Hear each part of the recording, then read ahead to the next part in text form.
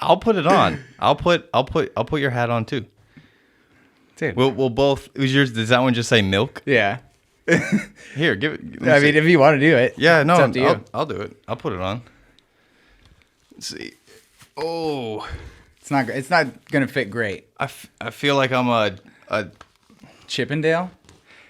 I was gonna say more of like a World War II officer, but I'm not gonna say of which army. Never mind. All right. But yeah, Gary the Milkman from Barstool. Yeah. What's up, dude? Dude, how are you doing? I'm good, man. I'm glad Life we is finally good. did this. I know. I've been pestering you for it for I don't know how long now.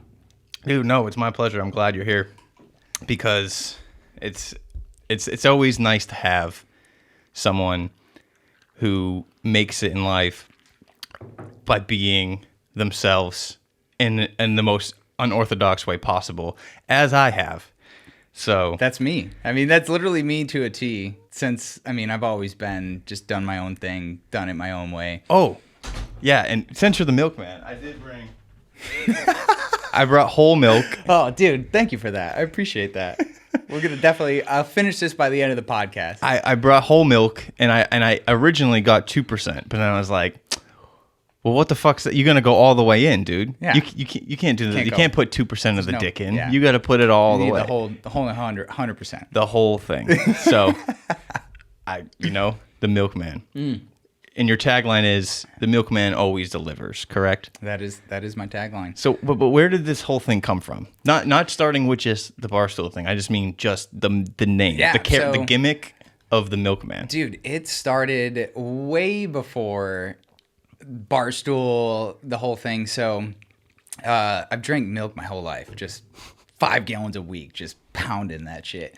And always was just a thing. So I heard Barstool was coming to Charlotte, and I was like, all right, well, I got to find a way to get in like this fighting thing. And they were like, oh, there's limited spots for everything. So I'm like, all right, I got to do something to stand out. I was like, all right, well, I dress up as the milkman every year for Halloween. Okay, so it's like it was a Halloween gimmick. Yeah, it was a Halloween gimmick to start. I used to my lacrosse team in college. I was like, yeah, I'd go to this like dubstep bar, and I told them I'd look for girls to choke, and I'd dress up as the milkman. Like, I have a picture. I have a picture of this chick that I dated in college for like 5 minutes, and someone gave her Molly, and she's like, literally like the whole Molly face, like.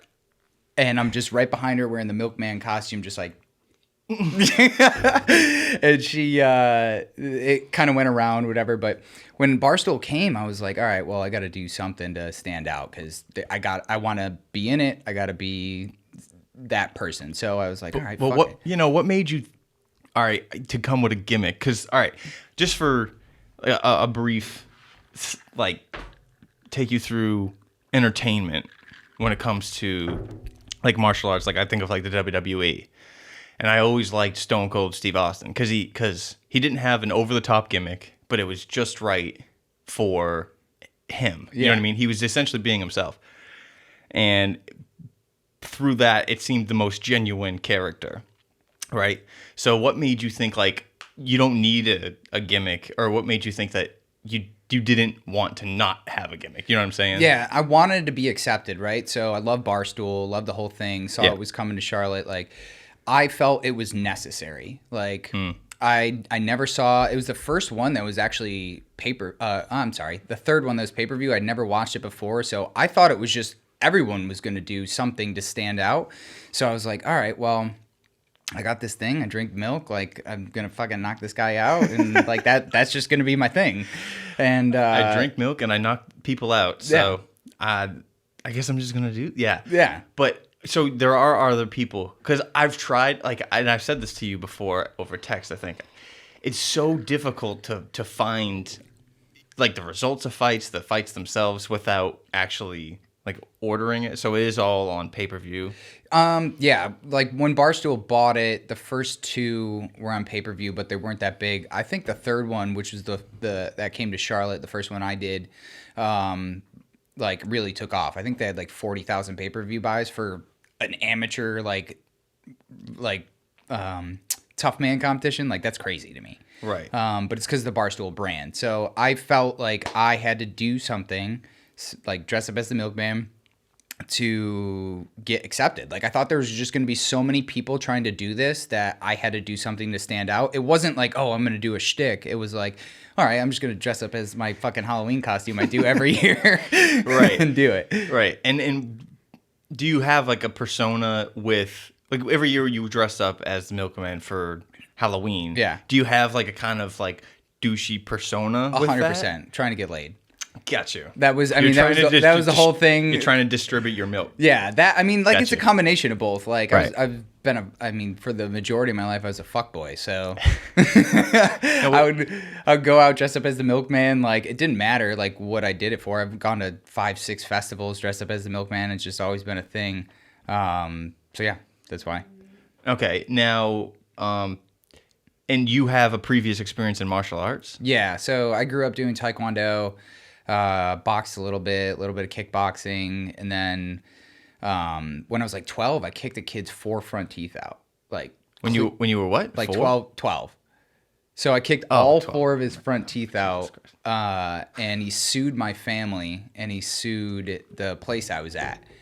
And my parents had to pay him, I think it was like 50 grand. And like No way. Yeah, the place had to pay him, I think 150. His mom was a single mom. Dude, he's still caking up after that. I don't know. Wait, dude. so what He was happened? like he was like 8 or 9. So yeah.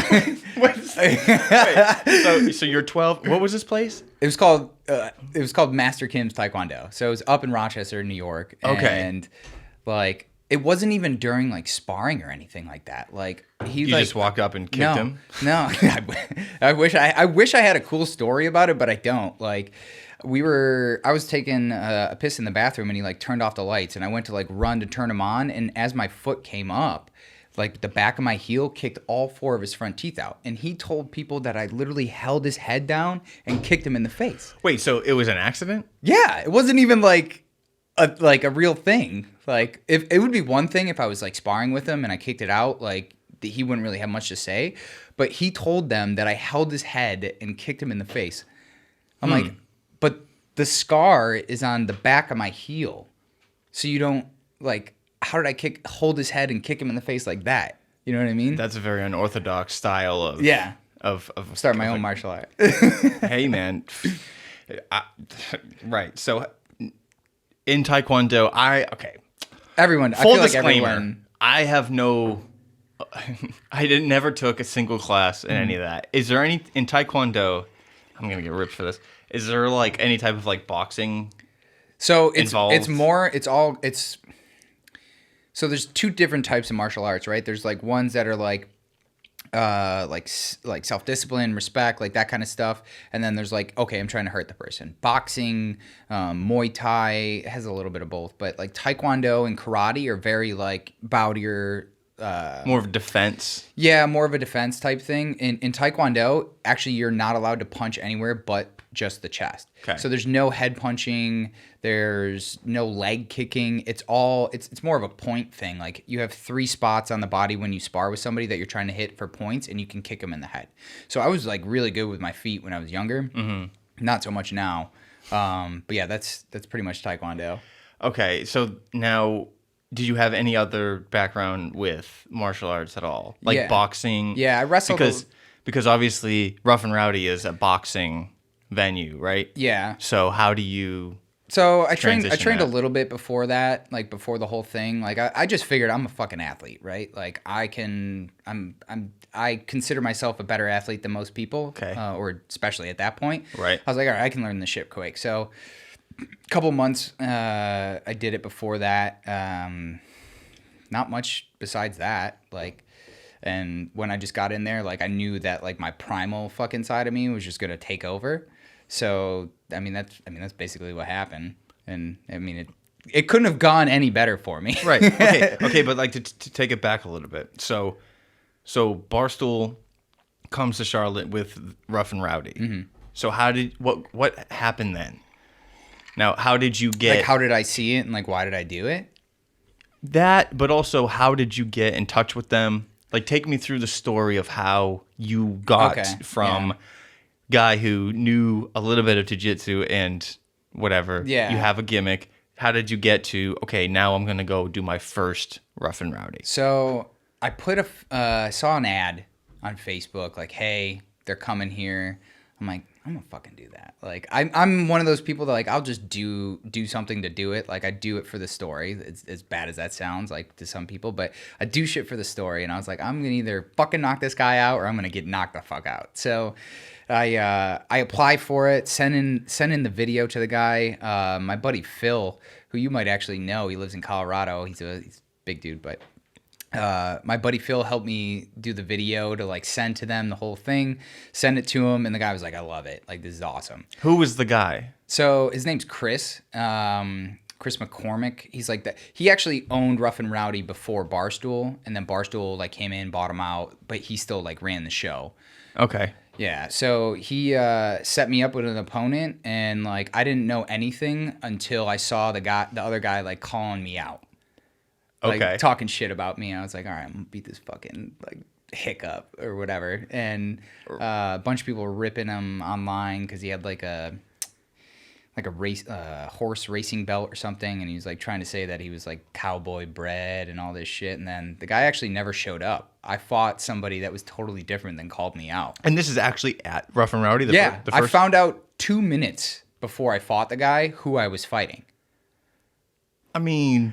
when it comes to like Barstool, like, I wouldn't be surprised. No, like I was looking for him the whole time. Like I showed up in my whole Milkman outfit. Like they took pictures of me. They're, oh, you're the Milkman, and I'm like looking for the fucking guy, and he didn't show up. So they found the closest looking guy to him that they possibly could, and like I thought it was him because he looked kind of like him. And then like I was like, yo, who am I fighting? Because I was like the 4th or 5th fight, right? And he's like, oh, you're fighting me. I was like, oh, okay.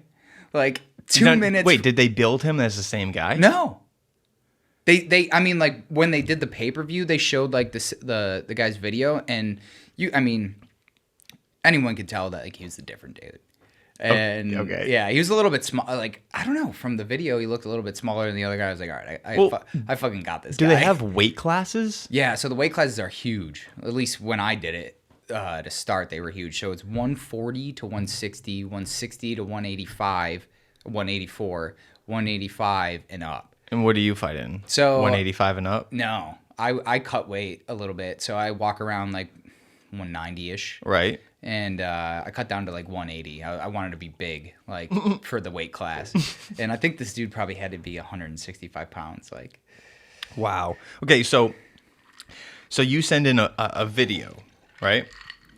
Now, how did you find the criteria for the video? Like, if they're like, they got like an online application form, like name, like that kind of crap, and then like what you want your fighting name to be, your actual name, and I mean it was just a simple like online application. Okay. And so someone hit you up and said, "Okay, we love you." Yeah.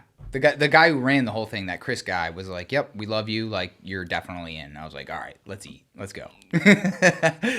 Yeah. No. I. Okay. So then, okay. Here's the question: how do those? Every time I see a Rough and Rowdy promo, it's always in like a parking lot. Yeah. All right, so how do you make those promos, and what was the criteria for the promos? Because a lot of people actually are wondering this. It's like here's how to make a Barstool Rough and Rowdy promo. You get an iPhone, you go into a Wendy's parking lot, you put on pants that don't fit, and you show your tattoos, and you just get high as fuck beforehand, smoke a stove, talk about prison, and then and then that's how you make choices. That's how you make a Barstool Rough and Rowdy promo. I did it completely different. So when you sign up, you normally just sign up to sign up, and then Chris is actually the one who finds them and meets them in a parking lot to do that. That's why they're all the same. Wait a second. So one guy films that? The whole thing. No way. One guy films every single video unless you see it differently. Wait a second. So you're telling me all those videos, a guy shows up to do his own promo video, his own, like he goes and No, Chris, yeah. But it's his venue, right? So Johnny Apple, whatever, shows up in a parking lot to meet Chris. Chris takes the video and then cuts and edits the video. That is absurd. Yeah, because he drives everywhere. Oh my god, I couldn't imagine. Because here's the funny part about that. It's like, okay, we know you're a fucking piece of shit and you're incompetent to send a video to me of yourself talking shit. Some people did it. There was this like pretty boy kid here who did one. Because let me tell you something right now. As you can tell, I kind of know my way around a camera, right? If someone was like, "Yeah, well, I'm gonna show up and we'll do it in a parking lot," I'd be like, "Absolutely not. If you come here, I'll fight you myself." I mean, I'm not meeting you in a parking lot. No, I am not meeting you in a parking lot. The real question is, have you seen some of the people doing the videos? Do you really think they're capable of like? No, that's what I mean. That? I saw this one. It was fucking hilarious. He's like, "Yo, what's up? Name's Corey. How you doing? Yo, I just got off the pen. What's good? You know." And obviously for him, I don't even think he has a phone. So obviously he can't do. He doesn't have friends to take the video for him. So obviously. He can't do it. Yeah. I get that. And obviously for entertainment purposes, you're going to want the most ridiculous characters. Right. So Corey from the fucking Pennsylvania State Penitentiary or wherever he's from. Perfect. Or West Virginia. I think he's from West Virginia. Yeah. Perfect. That's exactly who you want. So this guy probably thinks, you know what? I actually have to travel to do and so he made your first promo video. No, so my first promo video was in the Lifetime Fitness.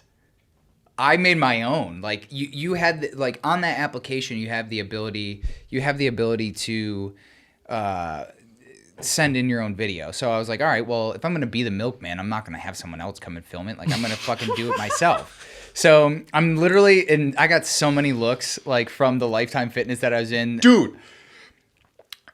I have anecdotal shit to tell you. That's after funny. You All right, so I do the video. Like people are like looking at me, and I bought a gallon of milk. So like the first thing I did, I was just hitting the bag, and like I was just like, you bring the fighters through one glove down, you bring the ring girls through the other glove down. I'll bring the milk, and I just like took a sip of milk, like, and that was like the promo. Like cut, edit, we're done. No, that honestly, that's the best.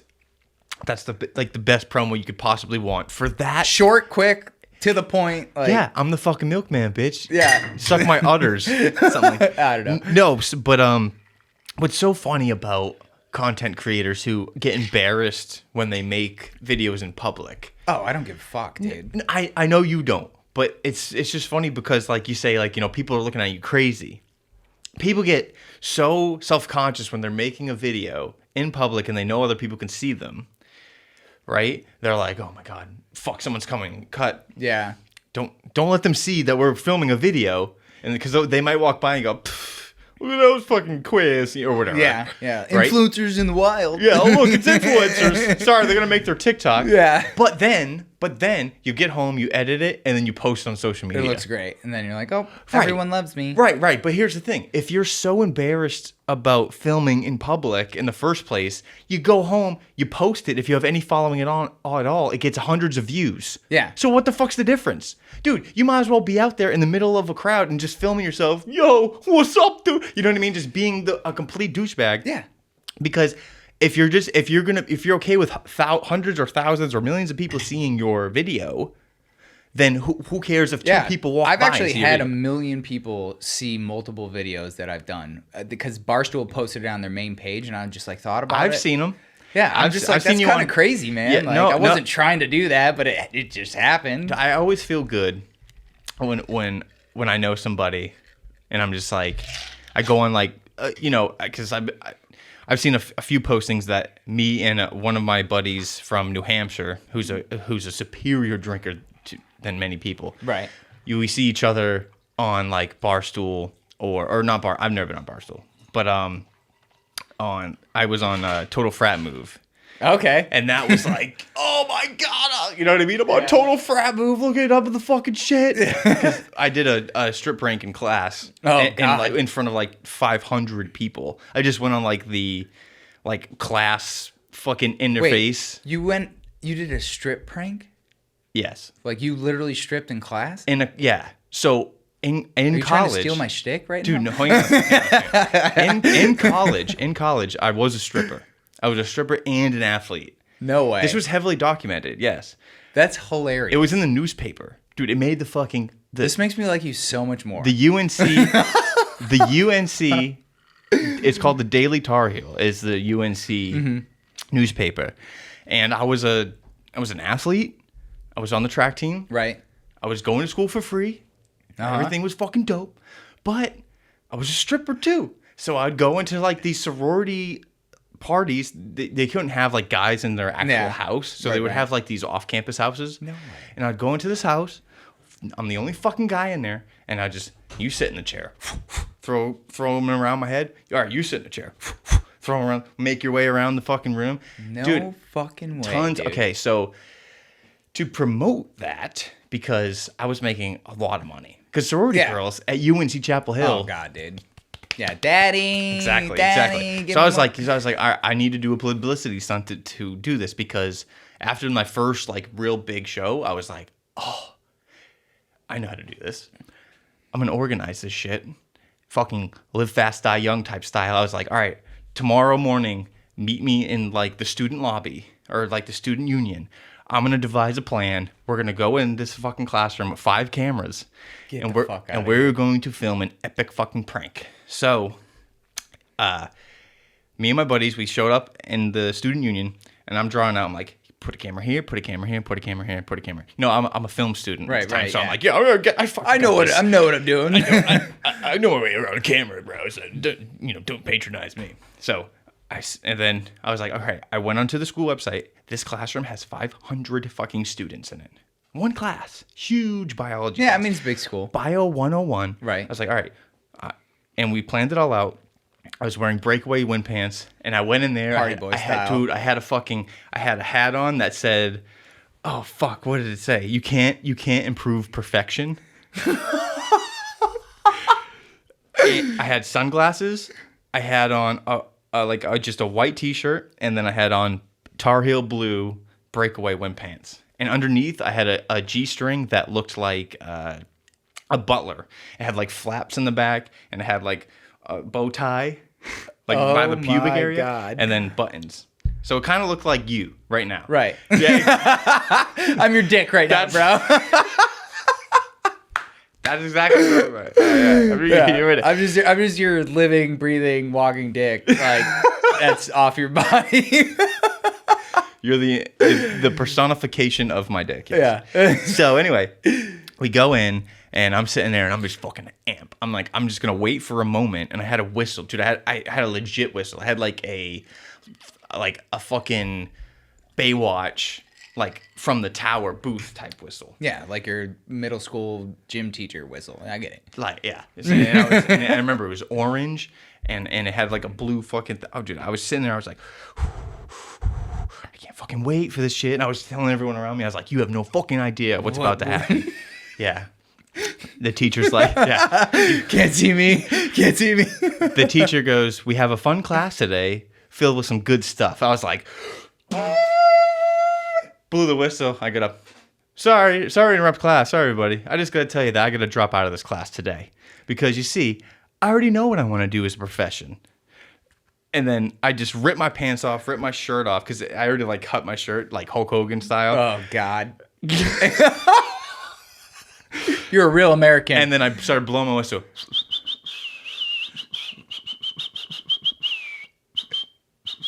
You know what I mean? Yeah. Being a total fuckboy. Dude, 2 people got up and took their shirts off. That's amazing. I've done a lot of incredible things in my life that are of that nature. I can't even. I hold my hat to you, sir. But dude, no, that right there, that moment, I got kicked off the track team. Somehow this all comes back to like sports or something. I totally forgot. But not a big deal. But I got kicked off the track team the next day. I was a senior in college. I was 3 months away from graduating college. And I just did the biggest publicity stunt. The school, and then so they put me on the fucking newspaper. And then I got on Bro Bible and Total Frat Move, and the Huffington Post actually posted on it. That's how MTV saw. And then that's how I got on the Real World initially. Wait, you were on the Real World? Bro, I didn't know you were on the Real World. Yes, I was on the Real World. Get the fuck out of here. Dude, D-list celebrities. Hey. Yeah. Dude, I was on what's Rob Dyrdek's show? Fucking Ridiculousness. Yeah. So the second time I did Rough and Rowdy, they were gonna pay like, dude, the first time I made $500 to fight. Second time they're like, oh, you're a headliner. We'll pay you $2,500 to show, 2,500 if you win. So I failed a drug test because I smoked weed like 30 days before. Wait a second. Yeah. Wait a second. Barstool gave you a fucking It wasn't drug test? It wasn't Barstool. It was so like whatever state they do it in. As bad as like Barstool, You have to pass like a state, like as bad as Barstool is, like it has nothing to do with Barstool. So anytime you sanction any type of like that event, this is why the WWE doesn't go to Kentucky. This is why I didn't know that. Yeah, they have like these super strict rules. And I don't even smoke weed. I smoked weed one time like a few weeks before, and I had just started my new CBD job with CBDMD. And I had taken some samples, and they were like, oh, you tested positive for cannabinoids. You can't fight. Dude, I quit my job. I was training twice a day. I was going to kill this. Like, I was like, this was my sacrificial lamb. Yeah, man. And like I had this whole walkout plan, 6 girls with milk and cookies. Like, I'm going to pour milk all over them. Like, as I'm coming out, making out with them on my white motorcycle, the whole thing. So, yeah, I wasn't even allowed to fight, and I almost got arrested. Because Speaking of milk, yeah, I feel like if I drink milk while you tell your story about milk, I will be more in tune. you will. With you dumping milk on girls and girls dumping milk on you. Yeah.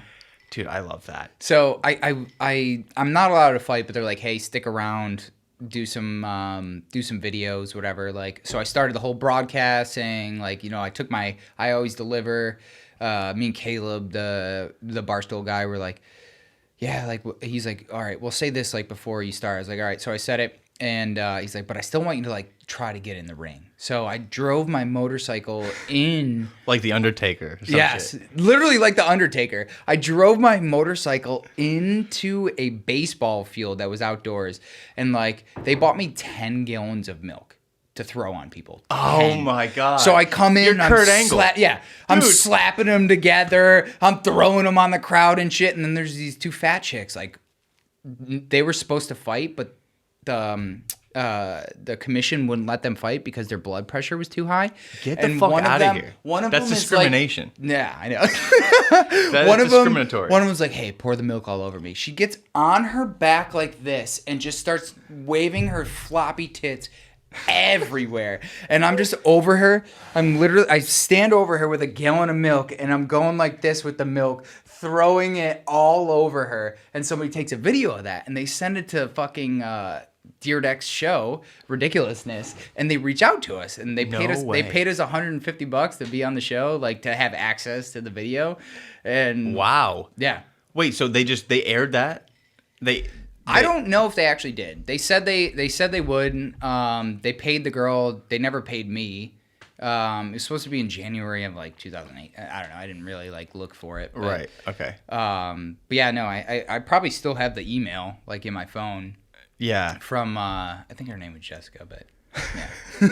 Shout out to Jessica. Shut up, Jessica. Dude, Jessica. I actually have a quick story about Caleb. Caleb, you went to UNC Chapel Hill. So No way. he went to school with me, and before I was on the Real World, I was going to Which is be still- on some other MTV show with this girl that she. All right, so this one of my teammates was like, all right, hey guys, I got us. We're going to go on this place called like Plenty of Friends or some shit like that, or Friends. Right. It's like this other show from MTV. Right. And Caleb was originally one of the guys that was supposed to be on the show with me. This is not bullshit. I swear to God. You can, if you ever talk to this kid again, you should fucking ask him. Caleb from Barstool was meant to go on this fucking Friends show on MTV in 2015. Okay. This was before he was on Barstool. Right. He went to UNC. There was a few UNC kids that were going to be on this thing, and I just had heard about it like word of mouth, like, "Hey, do you want to do this?" And I was like, "I know we know you're crazy, you're the party boy, whatever. Do you want to do this?" I was like, "Sure."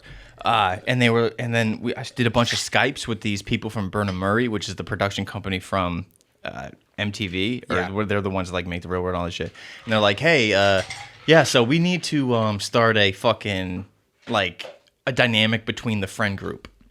So we need you to talk about Caleb. And I was like, I don't really know Caleb. I was gonna Caleb say, was on the football team. You didn't know him before that? Not really. I knew he had a man bun, so I was just like, yeah, fuck him and his man So bun. he's always had long hair. Yeah. All right. He was on the football team. I knew that. I was on the track team. So I didn't really know many kids on the football team. A few, but not many. So I didn't really know him. I knew of him, as some athletes. Like, you pass each other school. in the... That's how cool. But I didn't know anything about him. So, but they were like, hey, yeah, you guys are all friends and you have a good dynamic, right? Because it's for the show. So it's all bullshit. Anyway, they're like, oh, so we need you to talk trash about Caleb. And I'm like, fuck him. Fuck his man bun. He's, whatever. I had no idea. Dick, yeah. Yeah. And they were like, yeah, Caleb told us you're a fuckboy and all this. And I was like, well, he's right. So sorry for partying. Yeah. So I thought that was really interesting that he shifted that. So that never played out. 2 months after that, MTV was like, hey, how you doing? What are you doing? I'm working for some financial firm. Yeah, fuck that shit. You want to come to Vegas? Yeah, I'll be on the next flight. See ya. See ya soon. Bye.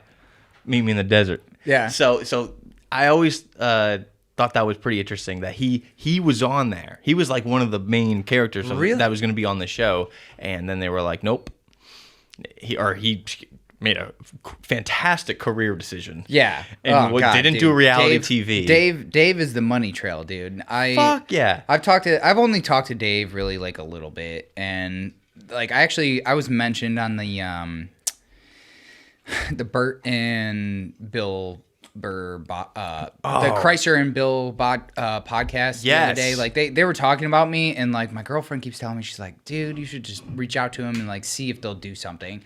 And for sure. I'll just be like, hey Bill, just have me on for a 30-minute podcast. It would be sweet to meet you, dude.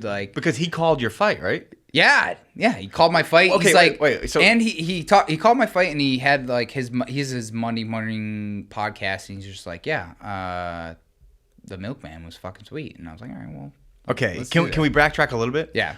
So your first fight, the first one, mm-hmm. How does that go? That was the one that he called. So it went like this. Found out I was fighting the guy in 2 minutes. To psych him out, I started doing handstand push-ups against the wall. And he looked at me. He's like, "You trained for this fight?" I was like, "I'm training right now, bro. I'm mentally fucking you right now, bro. Are you worried about? Are you ready for this milk? Are you gonna get fucked? I think so. I'm gonna give you a heavy dose of vitamin D." So, actually, dude, I was scared shitless. So, told all my friends about it. They bought the whole fight. I had a couple friends that I got tickets for. They show up, and I don't. Most people don't know this. I actually got knocked out by a dude in my gym 4 days. He basically knocked me out 4 days before the fight. So I had a little shiner on my face, and I was worried about my head.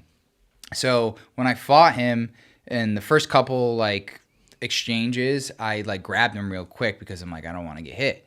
And then I hit him real hard, and I was like, all right, he's done. And then I just walked up, and he just had his hands like this. Oh, you're all done. I was like, all right, bye bye. It's you're, I don't know. It's just Was it a first rounder? Yeah, 41 seconds, first round. Oh fuck.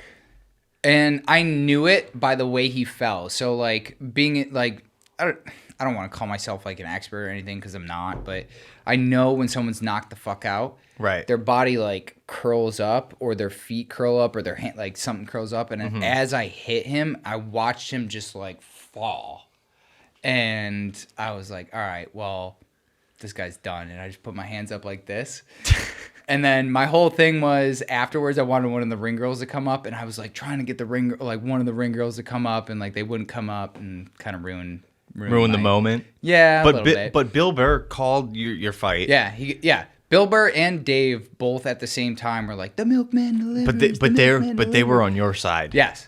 Because obviously, who doesn't want to be on the Milkman side? I mean, dude. It's right. Okay, so the first fight ends. You win quickly. What happens after that? Immediately after that. So immediately after that, I have never I've done a lot of drugs. I like drugs. Drugs are fun. Kids at home. So went out, and I just was, when you're just so proud of yourself. Like I was just living on a dream and ended up going out and staying at a friend's home. And then this is gonna ruin the podcast, but I went from all the way up here to I came home the next morning. My roommate was actually dead on my couch from an overdose. What the fuck? Yeah, I found his dead body on my couch the next day. So the original Rough and Rowdy was a 2-day event. The first event you fight one person. The next day was not televised, and you're supposed to fight everyone to win it. And wait, so it's a tournament? It's like blood sport. It was, yeah.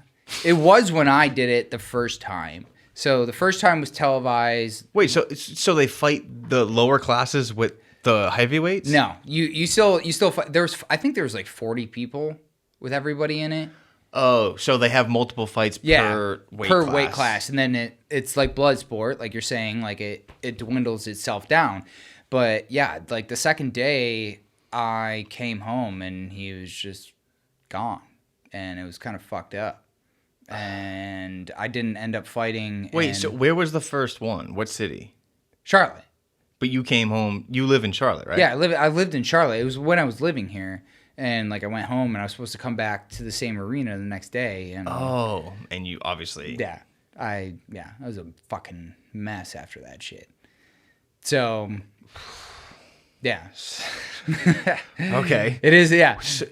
Okay. And then, so I hate to downplay that, but yeah. What happened with Barstool that day? Like, so after you win, do you get to... They actually didn't give me a check or anything. I didn't talk to any of them. I was just so hype. I just went and started drinking with my friends and like did whatever. Where was it in Charlotte? Grady Cole Center. So it's trying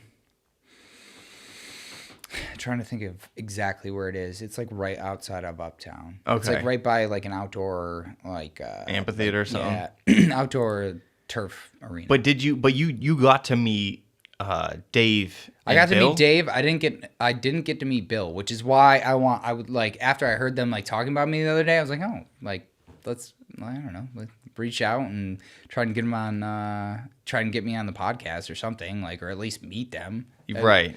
You know, like I said, do it for the story. I would love to meet Bill Blair. That dude's awesome. Correct.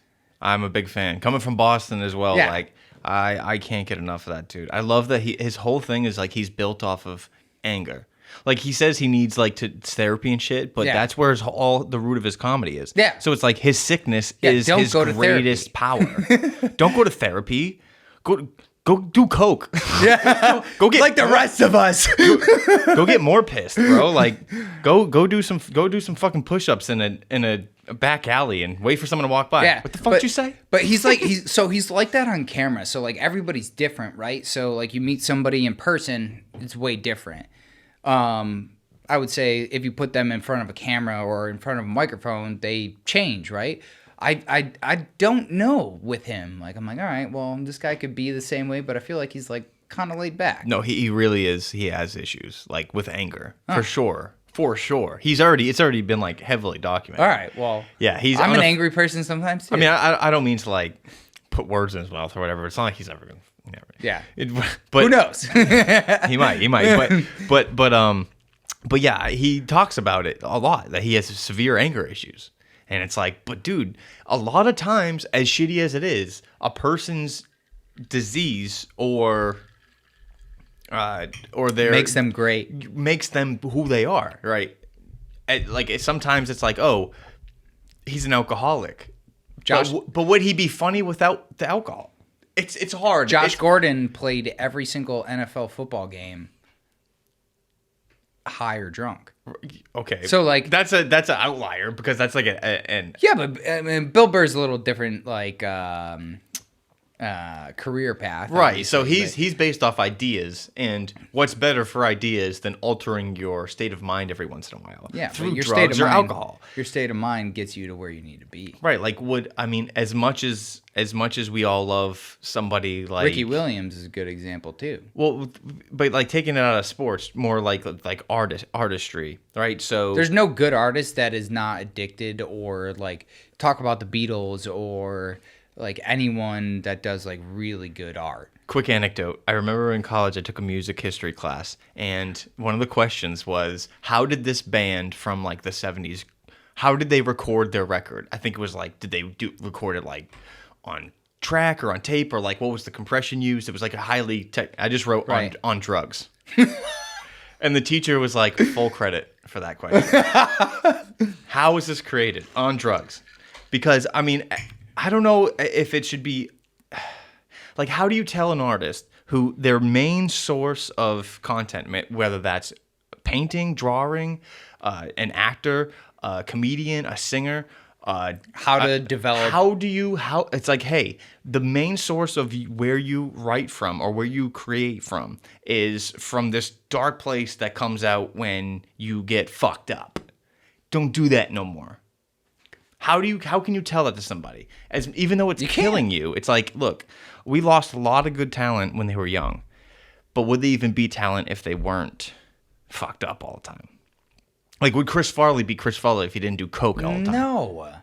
No shot. No guy stands up and like there's no human that can do that. I'll be in a van down by the river. You know what I mean? Like, yeah. Would that guy be that guy if he wasn't who he was? No, that dude. I let people be who they have to be, and I mean, I think everyone should. Hey man, we wouldn't have a lot of art today if it wasn't for drugs and alcohol. Like Vincent Van Gogh. Van Gogh. I mean, what, he cut like one of his arms off, or he did something? I think it was his ear, or cut his ear off. Yeah, sorry, my bad. Whatever. I'm not great at history. I ain't so good at the history. I ain't so good at that history, dude. Okay, so the first fight, right? Okay. It's a great success. Terrible after Second, party, yeah. right? Get past that. When's the next time you hear from Barstool? So that was the one that I did the whole milk thing, like dump milk on people and shit like that. So that was the 5th one. And they brought back a whole bunch of people that were like, they got more, I guess, attention than like the no names that just were there. So you've done, how many of these have you done total? 3. Okay, so before the second one. So first one was Charlotte, second one was Lexington, third one was Miami this past January. Okay, so in Lexington, what was the build up for that fight? So they actually sent $20 Chef down. I don't know if you know that $20 Chef. He's like got his shtick, I guess, for Barstool. He does $20 meals and like teaches people how to cook, and he's actually a comedian himself. They came down and we filmed some funny videos of like me training with like milk jugs and whatever, and they paid for them to stay with me and came down and filmed after they left and the whole like fight happened, or fight didn't happen. Nothing really happened after that. Like the third fight, I like spoke into fruition. The second fight was you couldn't do. Yeah. Okay. Yeah. So, but you did the promo for it with milk jugs and $20. I did the whole promo. That was the 5th fight, and then I think Miami was like 10 or 11. And the only reason I did 10 or 11 what? Like so Charlotte was 3, third. Oh, you're third talking about one. like it's like WrestleMania 1, 2, 3. Yeah. So so it's Rough and Rowdy. It was Charlotte was number what? Was number 3. 3 and then 5. 5 was Lexington, and then I think Miami was either 10 or 11. Now, did they comp you for your travel? To like go to Lexington? I mean, I got $2,500. Okay. But that's only because I did like the videos and stuff. Right. So you were just pretty much an entertainer at that. You were like the ring. Like leader. Once I found out I couldn't fight, they were like, "Yeah, like entertain." I was like, "All right, well, I can do that." But you're like the perfect person to do that. It's like, hey, you can't actually fight, but dude, you should just make people have a good time. You honestly could probably just not even fight at all and just be at all of them, tossing milk on card girls. Dude, I would love it. I mean, ride a white fucking motorcycle down the ring, rev your engine, you have the buckets on the back saddles and just pull out some fucking huge... Some Mad Max shit. Some huge fucking... Yeah, some milk cannons. Some Mad Max shit. Some milk cannons, dude, and just get the party started. Yeah. So that was the one that I didn't get to fight in Miami. I don't know. I'm getting old now. Back hurts, knee hurts, feet hurt. Everything How hurts. old are you now? 28. I'll be 29 in about 2 weeks. I'm 29 now. It sucks, dude. It's the sucks. worst. It is the You're worst. like, oh God, I was that young buck. Now I'm like, I gotta be like semi-mature. The worst is when you're like, yeah, you see like a video or a photo of you doing something, you're like, I couldn't do that again. I can't do that no more.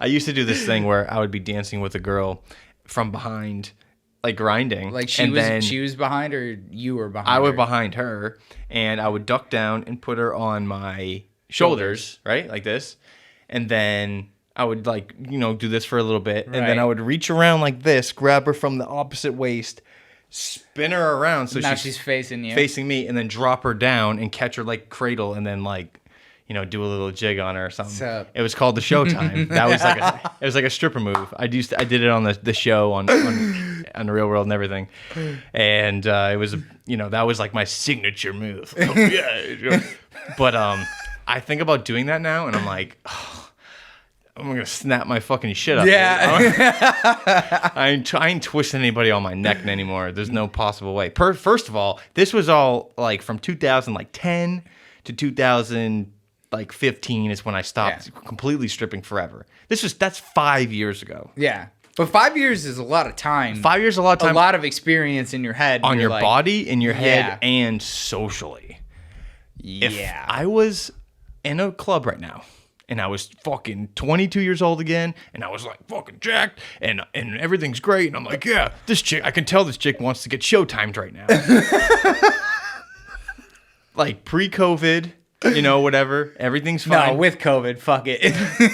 Well, even then, it's like, dude, you couldn't get away with doing that anymore.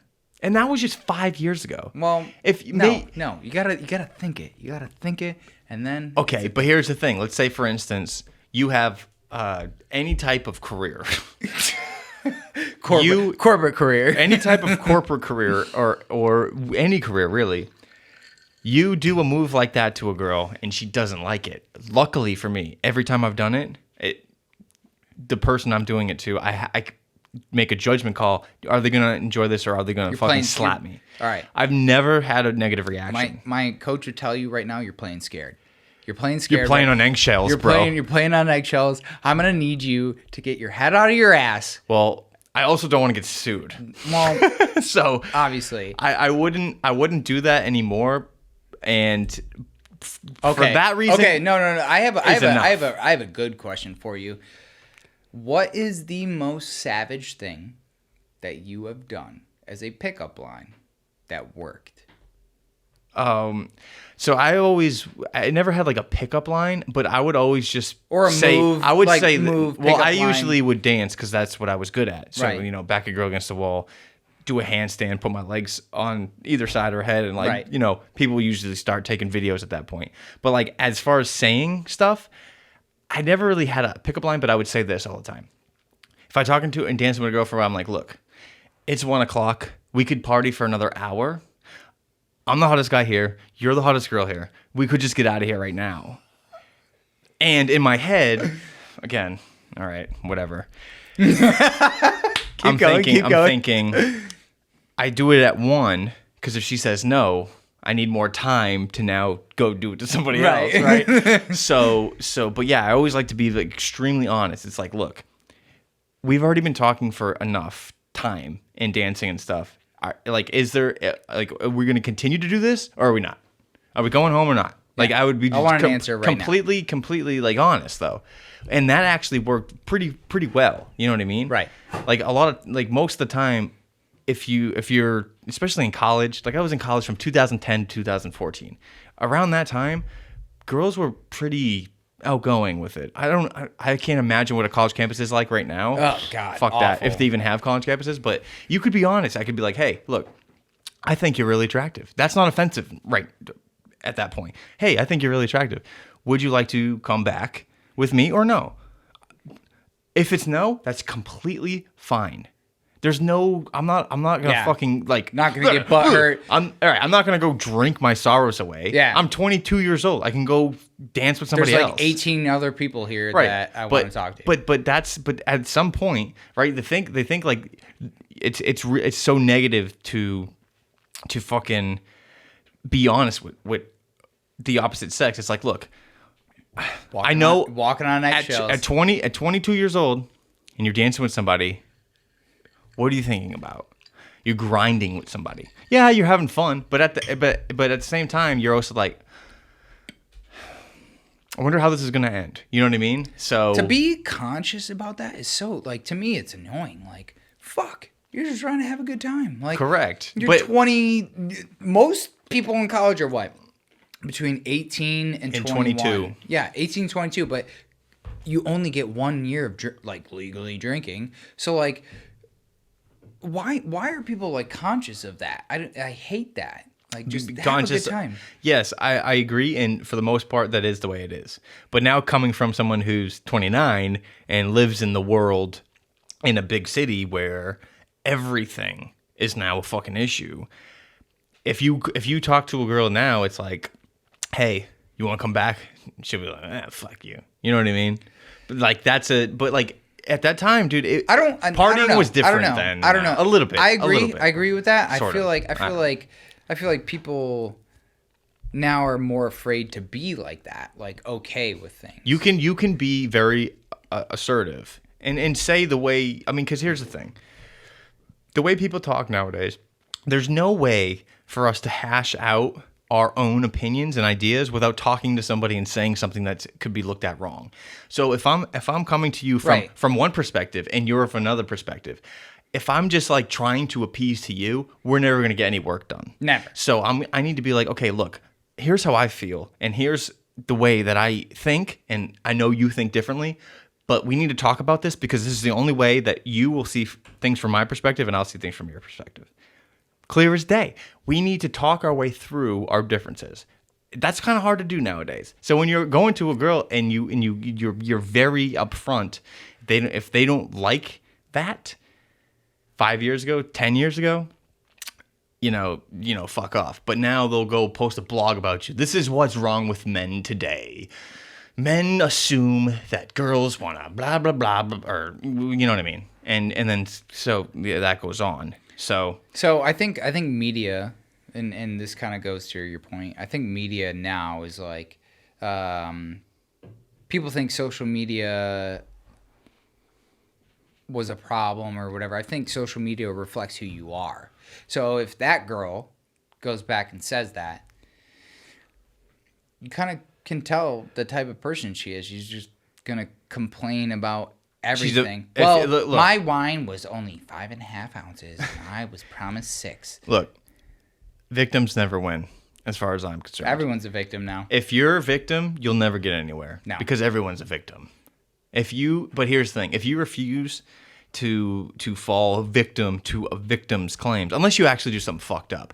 But if you're just being yourself and someone's like, oh, you're oppressive, blah, blah, blah, and you're like, look, no, I'm not. I'm telling you my ideas. If my ideas are actually hurting you as a person, that's not like, that's as long as you. I am not causing any harm to you other than giving you my ideas and my experiences. I'm not calling for violence toward you at all. But if you can't sit down and have an honest conversation with me about the way people actually are. People like fucking, people like going out and having fun, people like doing this fucking shit, and it shouldn't be looked down upon because some people are social justice warriors and want to make clickbaity fucking videos and some people, on social media. Some people want to just get drunk and do and have an awful decision that they regret in the morning, and then it's gone.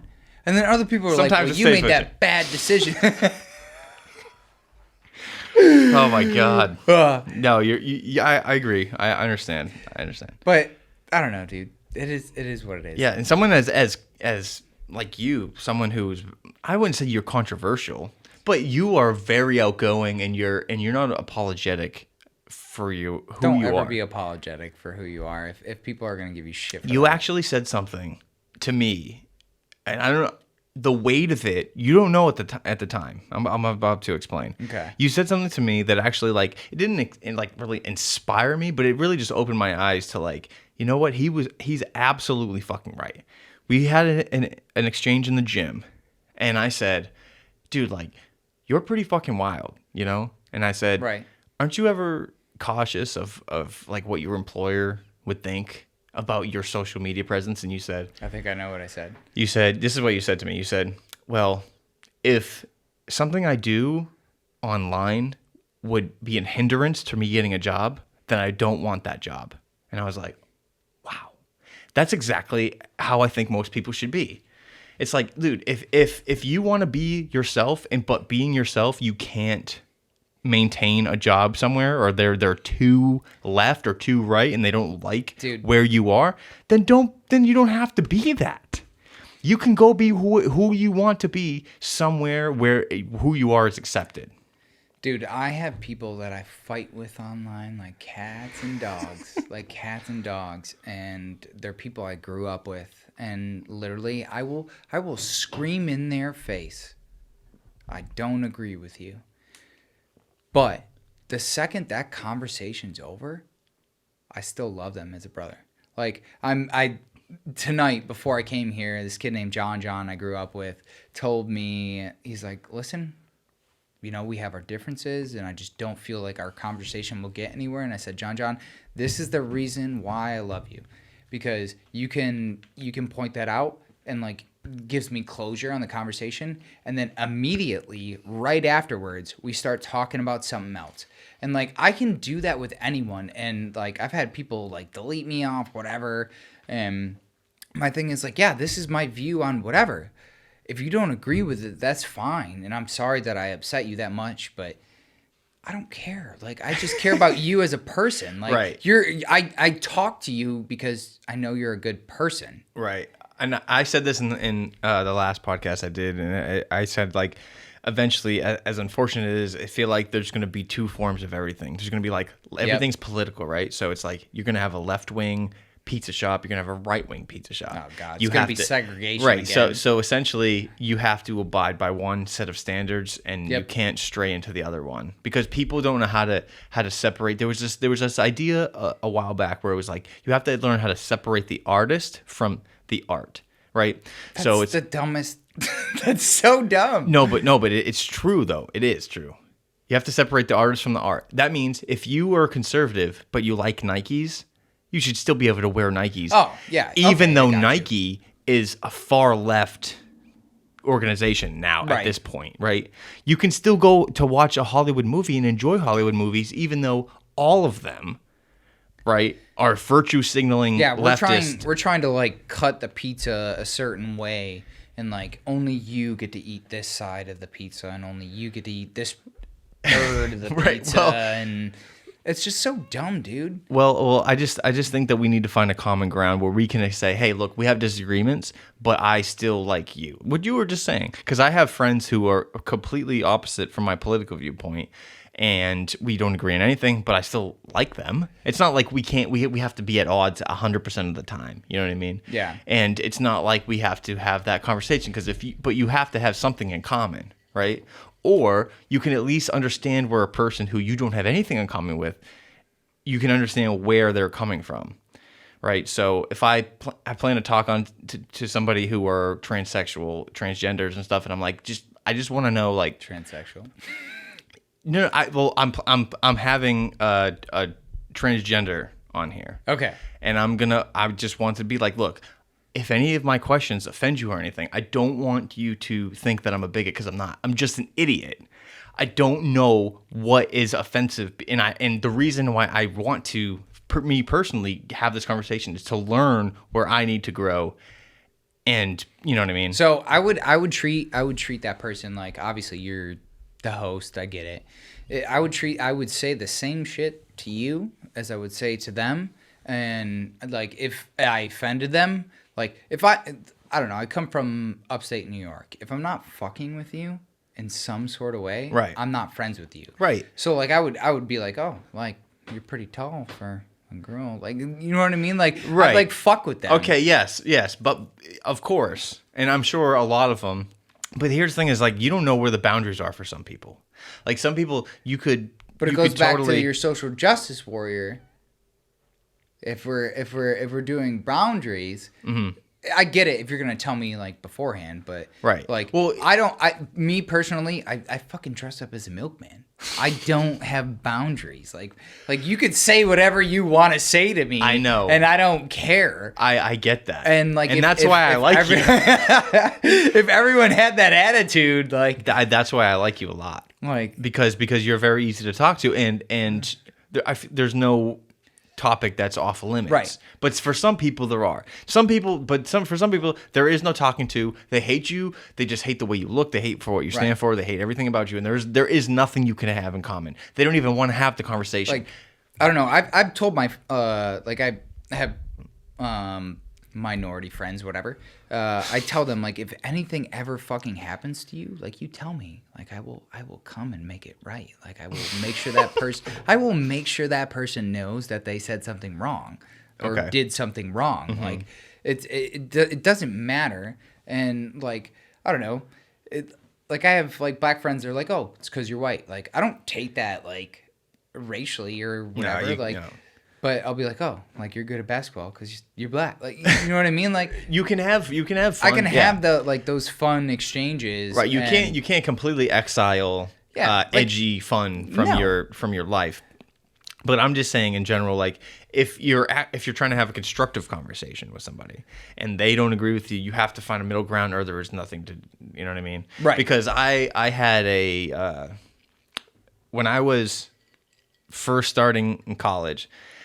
I'm an atheist, and I had a conversation with I was for a while, so I get it. I had a conversation with a photographer who was a fundamentalist Christian, a born-again fundamentalist Christian, and I went over to her house. How was that conversation? She wanted to have me over for dinner with her family, and we had a conversation, and I couldn't be more grateful that she had me over because I told her my concerns, and then she told me, in my opinion, things that I couldn't comprehend or come back to, because there's no coming back from like a statement like this. So, all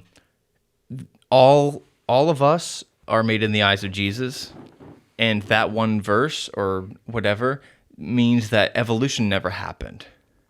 We were made. So I'm like, that's it. Okay. What? So evolution is false. Yes, and Jesus did put that here to test our faith, and that's the reason why we have fossils. Can I give you a brief? Are we watching The Waterboy? Can I give you like a brief? Like, can I give you just a brief history lesson on like the origin of how fossils were discovered and what they can tell us, and how sediments of rock they're just so far gone about like half-lives of different types of rock. Can I just explain? No, because you're wrong. In this verse Jesus said that all non-believers are idiots or imbeciles or whatever the fuck he said. And I'm like, oh, okay, so did you have me over for dinner to just berate me and show me like your kids and your husband and be like, look, here's a fucking idiot? Like, is that why I'm here? And they were like, you know what? We are of the belief that if our kids were like you, it would be the worst thing we've ever associated ourselves with. So I was there for them to go, don't be like this guy. Yeah. That's a problem for me. There's no conversation I can have with that person. Now, if they were like, okay, we want to hear your side of the argument, I'm open to it. I'm a believer, but I'm open to the. Do you wanna know what I equate that to? So you've name a very popular YouTube video. Any video, something comedic. Any YouTube video. Norm Macdonald Live. Okay. Holy fuck. So you go to Norm Macdonald Live. He's got 10 million views and he's got 1 million likes, but he's got 45 dislikes. Mm-hmm. Who the fuck cares about those 45 people that like this dude's literally trying to be like. I know what you're saying. You're saying like obviously that's bad representation. There's always gonna be people that just like don't like what you do. Like if imagine like you like I grew 6 inches in one summer. I grew 6 inches in about 10 seconds yesterday. Weird. Only 6 though. Oh. I mean, it's Actually, above average. maybe 5.5. It's above average. No, continue. So I grew 6 inches in a summer, and like I went from like the like awkward like kid to like, oh wow, like now girls want to talk to me and like whatever, and it just became a thing. But like some people were like, oh, like somebody somewhere were like, oh, you're too tall. Like No, so there's always fucking way. Okay, for someone who's 6'4", I've never heard that in my entire life. Someone said you're too tall? Or are you just giving me an example? an example of like, dude, I'm everyone just drinking hot like, drop and roll. I know. I'm on drink number 3. Okay, sorry. That was the first time I did that. Sorry, no, you're totally fine. You're doing good. Yeah. No, dude. I mean, everyone just finds a reason to be mad at something. Like, oh, I'm just mad. Like Dave Chappelle used to have this like a skit. Like, I'm just mad when the real world gets real. Oh yes, of course. Yeah, man. No, So I'm just saying. Long story short, to wrap up that little bit, if you're gonna have a conversation with someone, you have to first of all make sure that they know they're on the same page with you as far as like, okay, let's have this conversation. If they're like, nope, you're just, and they just categorize you, nope, because you are blah blah blah blah blah. What you're seeing a lot of today. Right. And I don't mean to get political, but like, if you try to have a conversation with like a rioter, it's like that. It's like, hey, have you ever thought that maybe the best way to get your policies passed is not throwing Molotov cocktails into windows? You can't do that, right? Yeah. Because they're just gonna go, fuck you, right? So there's no point to that. But there's a right and wrong way to do everything, right? Like, well, there's multiple ways to do things right and wrong. There's a lot of fucking shit ton of ways to do things wrong. Yeah, infinite ways. Yeah, but to try to sidetrack a bit, so to bring it back to you for a second. So the second event, you did not pass your drug test. Yeah. Right. So what happens then? So I was fighting a guy named Cowboy Kevlar. You mind just pulling that a little bit closer? Yeah. So I fought a dude named Cowboy Kevlar, right? His whole shtick was he put these like fake WWE belts on. He's like, oh, got my right hook, Randy Hook, and my left hook, Lenny, and like I don't know. He said this funny shit. Randy and Lenny. Yeah, Randy and Lenny. Randy, Lenny. Rodney King. Sorry. Rodney King. Rodney King. Sorry. That's a knockout punch. Yeah. So I showed up late on purpose. I went to Walmart, bought me like a fake pony and a fake pistol, and I like rode in and I was like, yeehaw, I got Cowboy Kevlar's horse. This is the second event? Yeah, second event. Like Okay. I showed up late on purpose so that But you didn't actually end up fighting, No, right? I didn't. Yeah. Wait, so they did it the day of? Like an hour before. Oh my God. What a bummer. That's fucked. My parents drove 10 hours to come and watch me fight. Wow. 10 hours. And when I told my dad hates drugs, and the second that he found out that I failed the drug test, he was like, like, fuck you. Fuck you. Fuck you. So showed up like on a fake pony, like one of them like little stick things, and like I was like, hey cowboy, I got your fucking horse here, and I like pretend shot him in the head. And he looks at me, he's like, I'm not even mad. That was hilarious. That's awesome. But yeah, didn't even get to fight. And they weren't mad at you or nothing because you failed? Well, wait, so that was a Kentucky thing though, right? That was a Kentucky thing. So Dave was not happy. Right, because you're a moneymaker, bro. You're all right. As I looked at, I screamed across like because it was in the baseball stadium. Screamed across at him. I'm like, Dave, like figure out, like, can I help him figure out? He's like, we'll try to figure it out. Like Dave just shows up to shit. Like he's so busy, dude. He's got so much on his plate. He shows up to shit and like he's like it's like Trump. Like he just shows up and he just like gets given like a piece of paper and he just like reads from the paper like, oh Yeah, the Milkman was supposed to fight tonight, and, well, he failed a drug test. All right, well, everyone else figure it out. So, he wasn't, like, super happy with it, but, I mean, I don't know. I did, like, the whole video and whatever with it, so... So you were there for entertainment purposes. Basically, like, after I couldn't fight. Here's another thing about that. It's like, wait a second, hold on. I smoked weed, 2 weeks before? Or something? Or you did it was CBD? It was. I smoked weed like 2 weeks before. 2 weeks before, and I took like the droplets of CBD, and I tested positive for cannabinoids, and I still have the shit in my phone. Wait. From Kentucky. Kentucky fined me $250, and then $50 for the failed drug test, and then they said I put people in danger by throwing milk on them. No, because they're lactose intolerant. Yeah. Oh my God. Gary the Milkman chases down lactose intolerant shitty people guy. with his secret weapon, milk. In a world where Gary the Milkman is a fucking psychopath, he chases down lactose intolerant pussies with his secret weapon, vitamin D in milk, coming this fall To a theater near you. Yeah, so okay, so you can't fight. So then Sticking to my shit. so you can't fight. Then you do the whole thing, the whole shtick, the whole entertainment bit.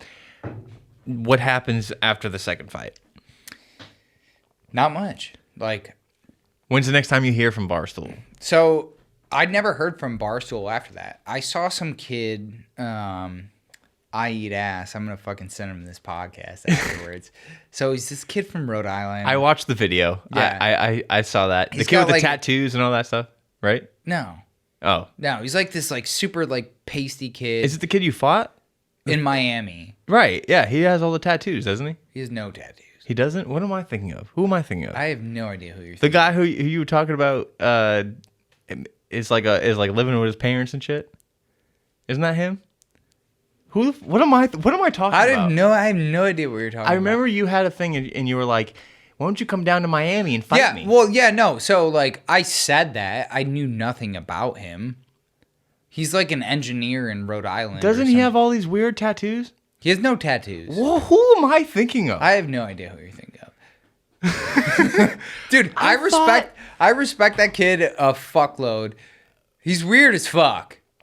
But he's a good dude. This is the guy you fought for Rough and Rowdy 3, or the third one you did, right? Yeah, in Okay. Miami in January. Okay. Wait, this wasn't the kid with the blonde hair, and he's like he's kind of shredded. Yeah. He has no tattoos. What? Then why he took like shit and like said I eat ass like on his body. That might be it. Yeah. That might be. I think that's what you're thinking of.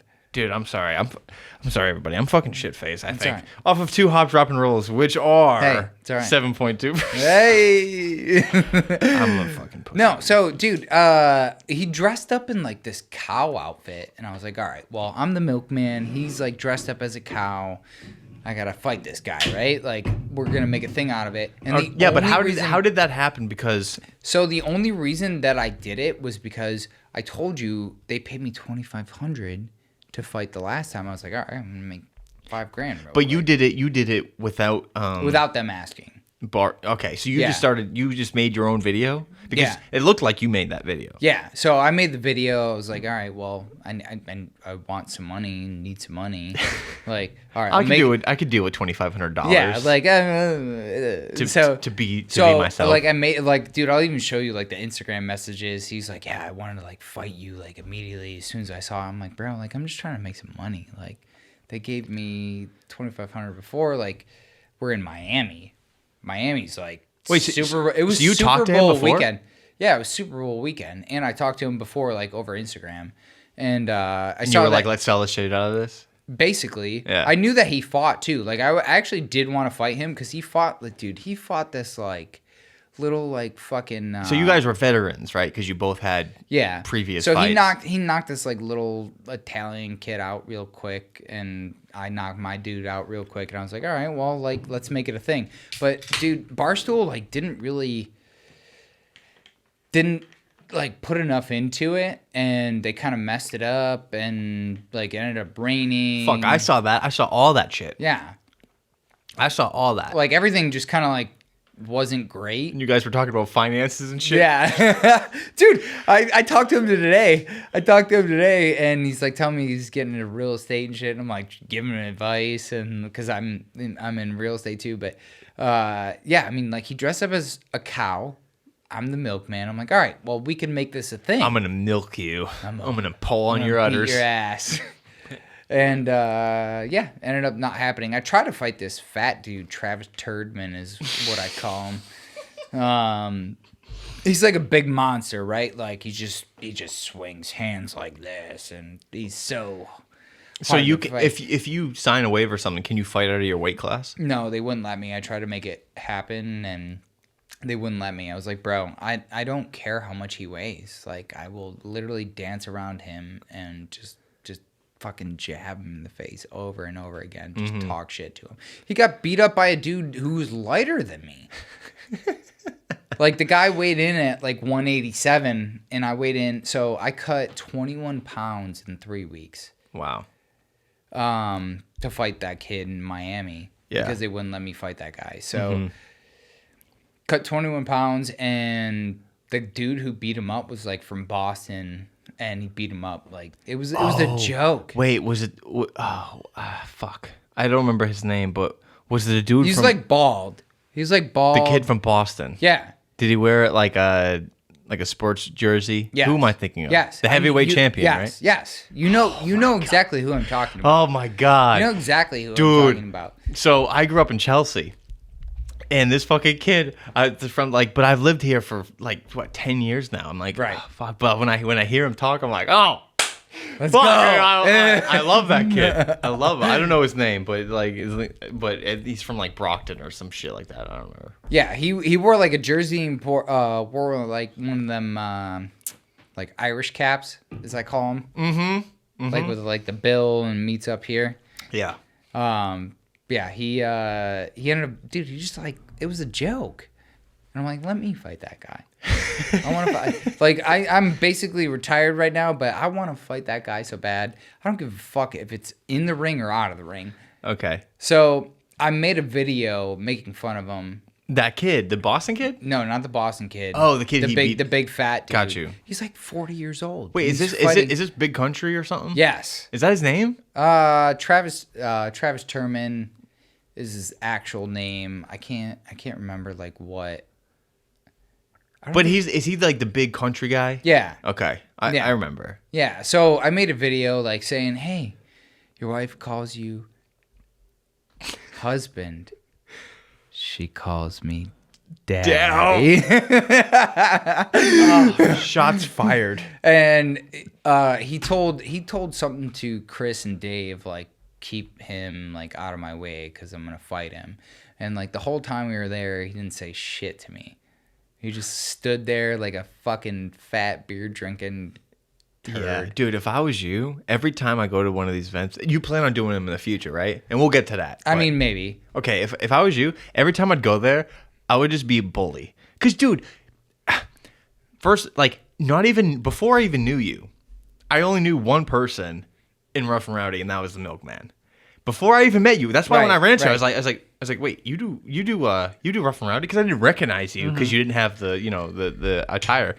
You're like, yeah, I'm the Milkman. I'm like, wait a second. This guy? That's you? Yeah, bro, that's me. What? Wait, what? Oh my god.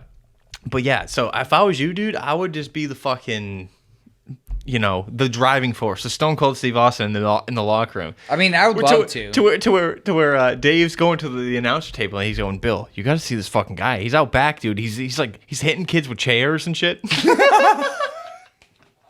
Dude, he's folding up tables and all kinds of fucking crazy shit.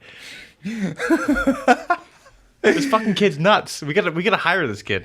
Yeah. I mean, dude, I'd work for Barstool in a second, but Yeah, you seem very Barstool. Look, just talking to you for hey, I'll bit. take off everything.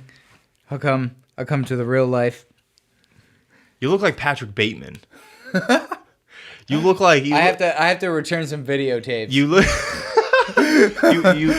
you look exactly. And I was saying this. The other day. I was like, yeah, I get the Milkman coming on. Oh, who's the Milkman? You know what? You know who Patrick Bateman is? That's just coming on the podcast. Yeah. It's absurd. It's absurd. You look like Patrick Bateman. Yeah, and that is a 100% compliment. You're not the first person to tell me that, and you're not the first person that I told that I need to return some videos. Sometimes I just need to return. Okay, so the third fight. So you choreograph kind of the whole thing with this kid. What was his name again? Sorry. So his actual name is Casey. Dale. Does he have a ring name? Yeah, the cowboy. No, I eat ass. Okay, that's right. I eat ass. So you and I eat ass, right? You guys have a plan to just what? So there was no actual plan. I just told him I wanted to fight him. Okay. Like I was like, bro, like let's fight, and he's like, all right, well, let's fucking fight. Okay. But I thought they were gonna like. When I did the second one that I did, and they paid me $2,500, I was like, all right, well, maybe we can do that because we're going to be a headliner. We were on FanDuel. Right. Like, people could bet on our fight. Okay. Like, we were one of the 3 fights people could bet on. And, like, that was my whole thing. And, dude, they paid me a lot. They paid me $250. For why? For everything. What about him? What about I eat ass? Same? I would assume. How though? Because usually it's not that it wasn't as big of a deal when we did it as like when I did it before. Wait, so but the thing is the second one that you went to, you didn't even fight and you made more money? I made 5 times more money. Okay, wait, so was it because of that, or did this kid I eat ass? I just think the Rough and Rowdy brand got diluted. So they weren't paying anybody as much. No, they paid nobody. Well, as far as I know, they didn't pay anybody anything. Like nobody got special treatment. Like here's your $250 check and go away. Huh? That's really interesting. Because usually it keeps going up. Because if I know anything, like right, because I did after the Real World, I did 2 challenges. Well, I was part of them. I wasn't on the show, but I was part of them. And then they were like, okay, so like after you get paid like $2,000 a week, and then the next, if you come on again, then you get paid like whatever, $4,000 a week or something like that. But it's always like you're entering into a new bracket, right? So that's not the way. Yeah, no. So I thought it was like that. So that one, the first one I did. There was some like wannabe professional wrestler. What was his fucking name? He had Thrill Ride. He's got like that was literally his professional wrestling name. He was like a D3 baseball player, and he showed up. He's like, "Oh, I love your stick." Da, da, da. He's like 5'6", 5'7", nice. Super tan, jacked, and he fought this like huge dude from UNCC. And he lost, but he got paid $10,000 to come down and fight. When was it? Which one was this? That was the first one I did. Oh, that was $10,000. Yeah, you got paid $10,000 is what I heard to fight. So I was like, all right, well, I can make. I mean, like, right? What the fuck? Yeah. Like if I'm one of your headliners, if he made $10,000 in the first one, I should be making at least that. Exactly. Now. So like when they're like, all right, we'll pay you $5,000. I was like, all right, well, he's got like 100,000 followers on whatever social media. I was like, okay, well, I'm more entertaining than this guy, and like he's his whole thing is like, thrill ride here. Like it's just the most annoying. Like who wants to fucking hear that? I don't know. I don't know. Right, but now when the third one happened that you did, okay, you said so they're now downgrading, it seems like. Yes. So third one was the first one I did. It was awesome. Right, The but- fifth one was better. And then every one that I watched after It that. kept getting worse and Yeah. worse. But Barstools keep going. Their stock keeps going up. So what is the fucking? Well, I mean, they're everywhere, right? Yeah. So, So are you saying obviously COVID happened? no, like but- they just do so many different things. So like, No, but I just mean like Rough and Rowdy kind of took a hit. yeah, Rough and obviously. Rowdy's probably done. If I'm being Forever. honest. Yeah, if I'm being honest, like I really think it's done. Like they don't have somebody that has any idea how to promote that. And when I went to Miami in January, it was like one of the most poorly run events that they were charging $5,000 to $25,000 for a table that you could literally stand next to the ring and you paid $150 for. Whoa, hold on a second. So $25,000 for a table at the venue? Yeah, they had Josh Allen. Wait. So okay. So they had entertainers there as well. They didn't have entertainers. Well, they hired a DJ, but it rained so hard that, like, I'm talking like inches of water, Okay. and they couldn't play because the water was so high. Like people were just in standing water. But Josh Allen was Was it there. outside? It was in like a. I don't want to call it like a skate arena, but it didn't have doors. Mm-hmm. It was just a big like cement building Okay. that they had people in. So Jim Kelly was there, Sam Darnold, Josh Allen. Sam Darnold was there. Yeah, Mm. he actually the PFC podcast. My mom screamed something at him. So during my fight, he looks at my mom, and my mom goes, "That's my fucking son." And she's just like, yeah. You get, I could play you like after we're done here. I'll play you it. Like she's like, "That's my fucking son. He's fighting." And afterwards, after I got done, he was like, "You're the Milkman?" He's like, "Your mom was screaming at you, bro. Your mom was screaming at you." My parents drove like 2.5 hours because they have a house in Florida. Uh-huh. Drove 2.5 hours to like come and watch me fight, which is why I always loved them. That's awesome. They'll do it. They'll do anything for me. Right. Okay. So the third fight happens. You guys are headlining, right? We were third from the end. The main event. Okay. Basically, we You- were one right. of the main events. The headlines are I guess there's 3 fights in the beginning or at the end. So I think there was like between 20 and 25 fights. Mm-hmm. And we were one of the last 5. Yeah. Okay.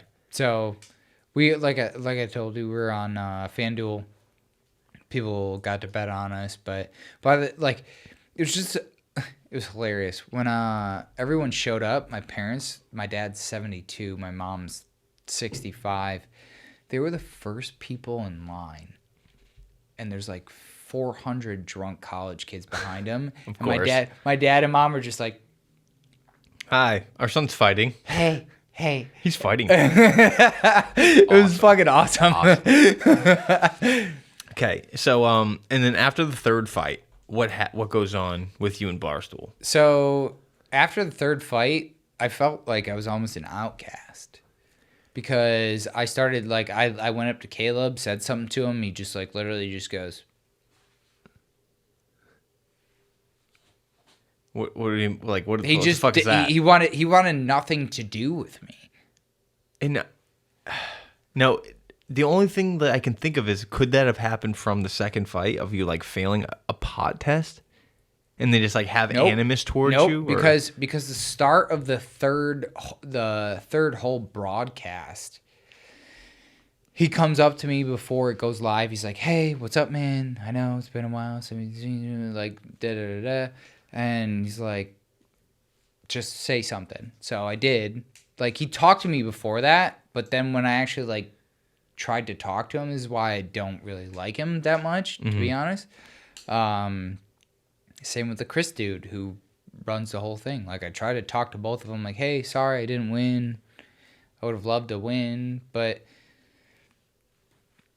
yeah, just got nothing from either one of them. But that whole broadcast was not good. Like, you can just tell it was just not it was not a good run event. It was poorly run. Right. So they just were like, all right, fuck it. Like, you're done. You're dead to me. Yeah. Oh God, I feel like that's such like a Hollywood thing. Like, hey, we're too cool for you. Like, you it's like, hey, you made us money here. Like, go away now. Like, yeah, we're charging $25,000 a seat for Sam Darnold to come and his girlfriend to come watch, but we're gonna pay you what, $250? My Dude, check that's was a fucking $200. scam. My check was $250. I paid for my flight. I paid for my Airbnb. Paid for my flight back, and nothing. Wow. I didn't get any pay-per-view. Like, now, I don't mean to shit on them, but like, what the fuck dude, is that? I will shit on them for that all day long. I hope they hear it. No, I mean, honestly, yeah. I mean, your talent is your moneymaker, man. And I mean, obviously, like, But they could look at you as like you're expendable, but I am. I am. But here's the thing: most of the time, though, you would be. But if you have something where people are I didn't though. They know who you are, bro. I went to. So my girl is from New York. She has family in Connecticut. I went to Connecticut. There's her cousin is our age, or a little bit younger than us, and I was like, yeah. I met, he's a huge stoolie. I went up to his room. He's got a fucking stool, all the bar everywhere. I'm like, did you watch Rowdy? Every single one. Hey, you know the Milkman, right? I don't even know a person who doesn't know who that is. Right. It's like, I was like, wait. I did have somebody. I met this kid. You didn't meet that kid. It's like, dude. No, not only did I meet him, this is after I had talked to you about coming on here. I was like, not only did I meet him, I'm going to have him on the podcast. And he's like, get the fuck out of here. It's like, okay, you can't do that with most of the kids that come on that show, right? That go on Rough and Rowdy. So it's like, I don't know the dynamics of Barstool. I don't know the dynamics of what makes the money. It's wild. But I'm sure it is. I'm sure it's fucking chaos, right?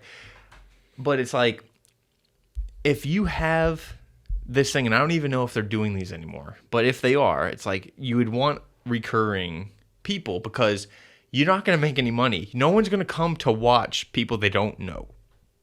That's why you have recurring characters on TV shows. But I went here, like what you're saying, I went so far from like when I failed my drug test to fighting again, like I had been forgotten about, which is why I understand like why they were like not exiling me, but like, oh, like it doesn't really mean much. And if you had been there, right? So like there's a difference between hearing about something and actually experiencing it. Mm-hmm. It was one of the worst. And I guarantee you, any of the fucking people will tell you the same thing that actually ran the event. It was a horribly run event. It really was. Was that the last one they did? Yeah. It was in Miami in January. It just wasn't run well, and then it rained, and they hired like this modeling agency for girls to walk around, and like it was just pouring rain, like to the point where like people are just like, fuck this. Right. Like I want to leave. Mm-hmm. So I'm not faulting them at all, but I don't know. Like I expected a little bit more out of them just because like, hey, I called this guy out. Like I'm trying to help you. I'm trying to help me at the same time. Like mutually thing. Like I didn't even see Dave that time. Like Dave was just on his phone the whole time, which I get because he's running the event. Yeah, you're running everything. And obviously he's probably got a lot on his table. But yeah, I mean, dude, sometimes that's the way show business is. It's ruthless. And you'll talk to somebody and they'll have your back the one time. And then the next time you see them, they won't even know who the fuck you are. And it's basically how it was. It's unfortunate. And I lived in Hollywood for 2 years and I've done the fucking real world thing and the challenge thing and fucking other things too. And it's like, no, dude, I get it. people want to know what you can do for them, and that's about it. They're not really interested in who you are, Nope. or Nope. any of that kind of shit. Nope.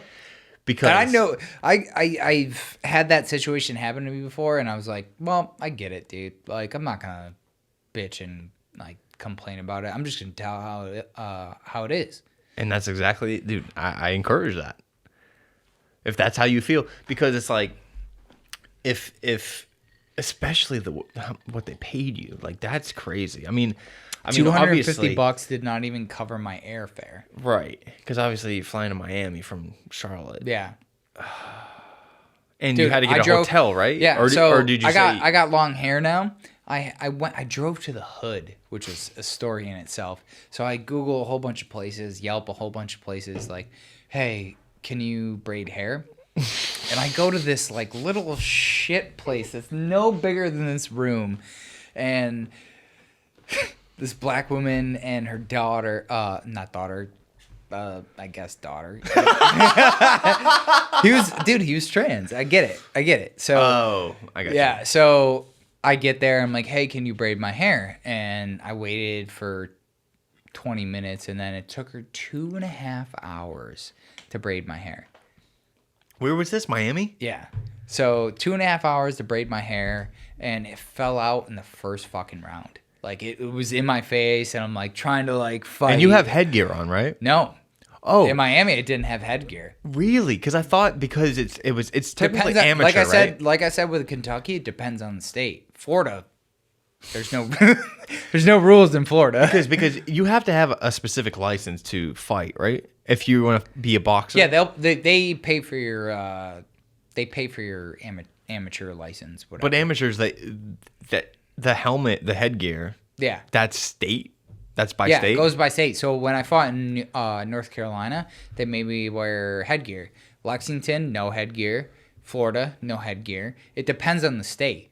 So like with the whole drug testing, it goes state by state. Florida, like, dude, my blood pressure, like, because I cut so much weight, was so high. Yeah. They're like, hey, we don't think you can fight. And I like walked around and drank some water for like 15 minutes. When did they take your blood pressure though? Right before the night before, right before we did like the face-offs and shit like that. Like, Yeah, but you're already feeling angst. You know, exactly. it's like, what am I supposed to do? Meditate before you do my blood test? Right.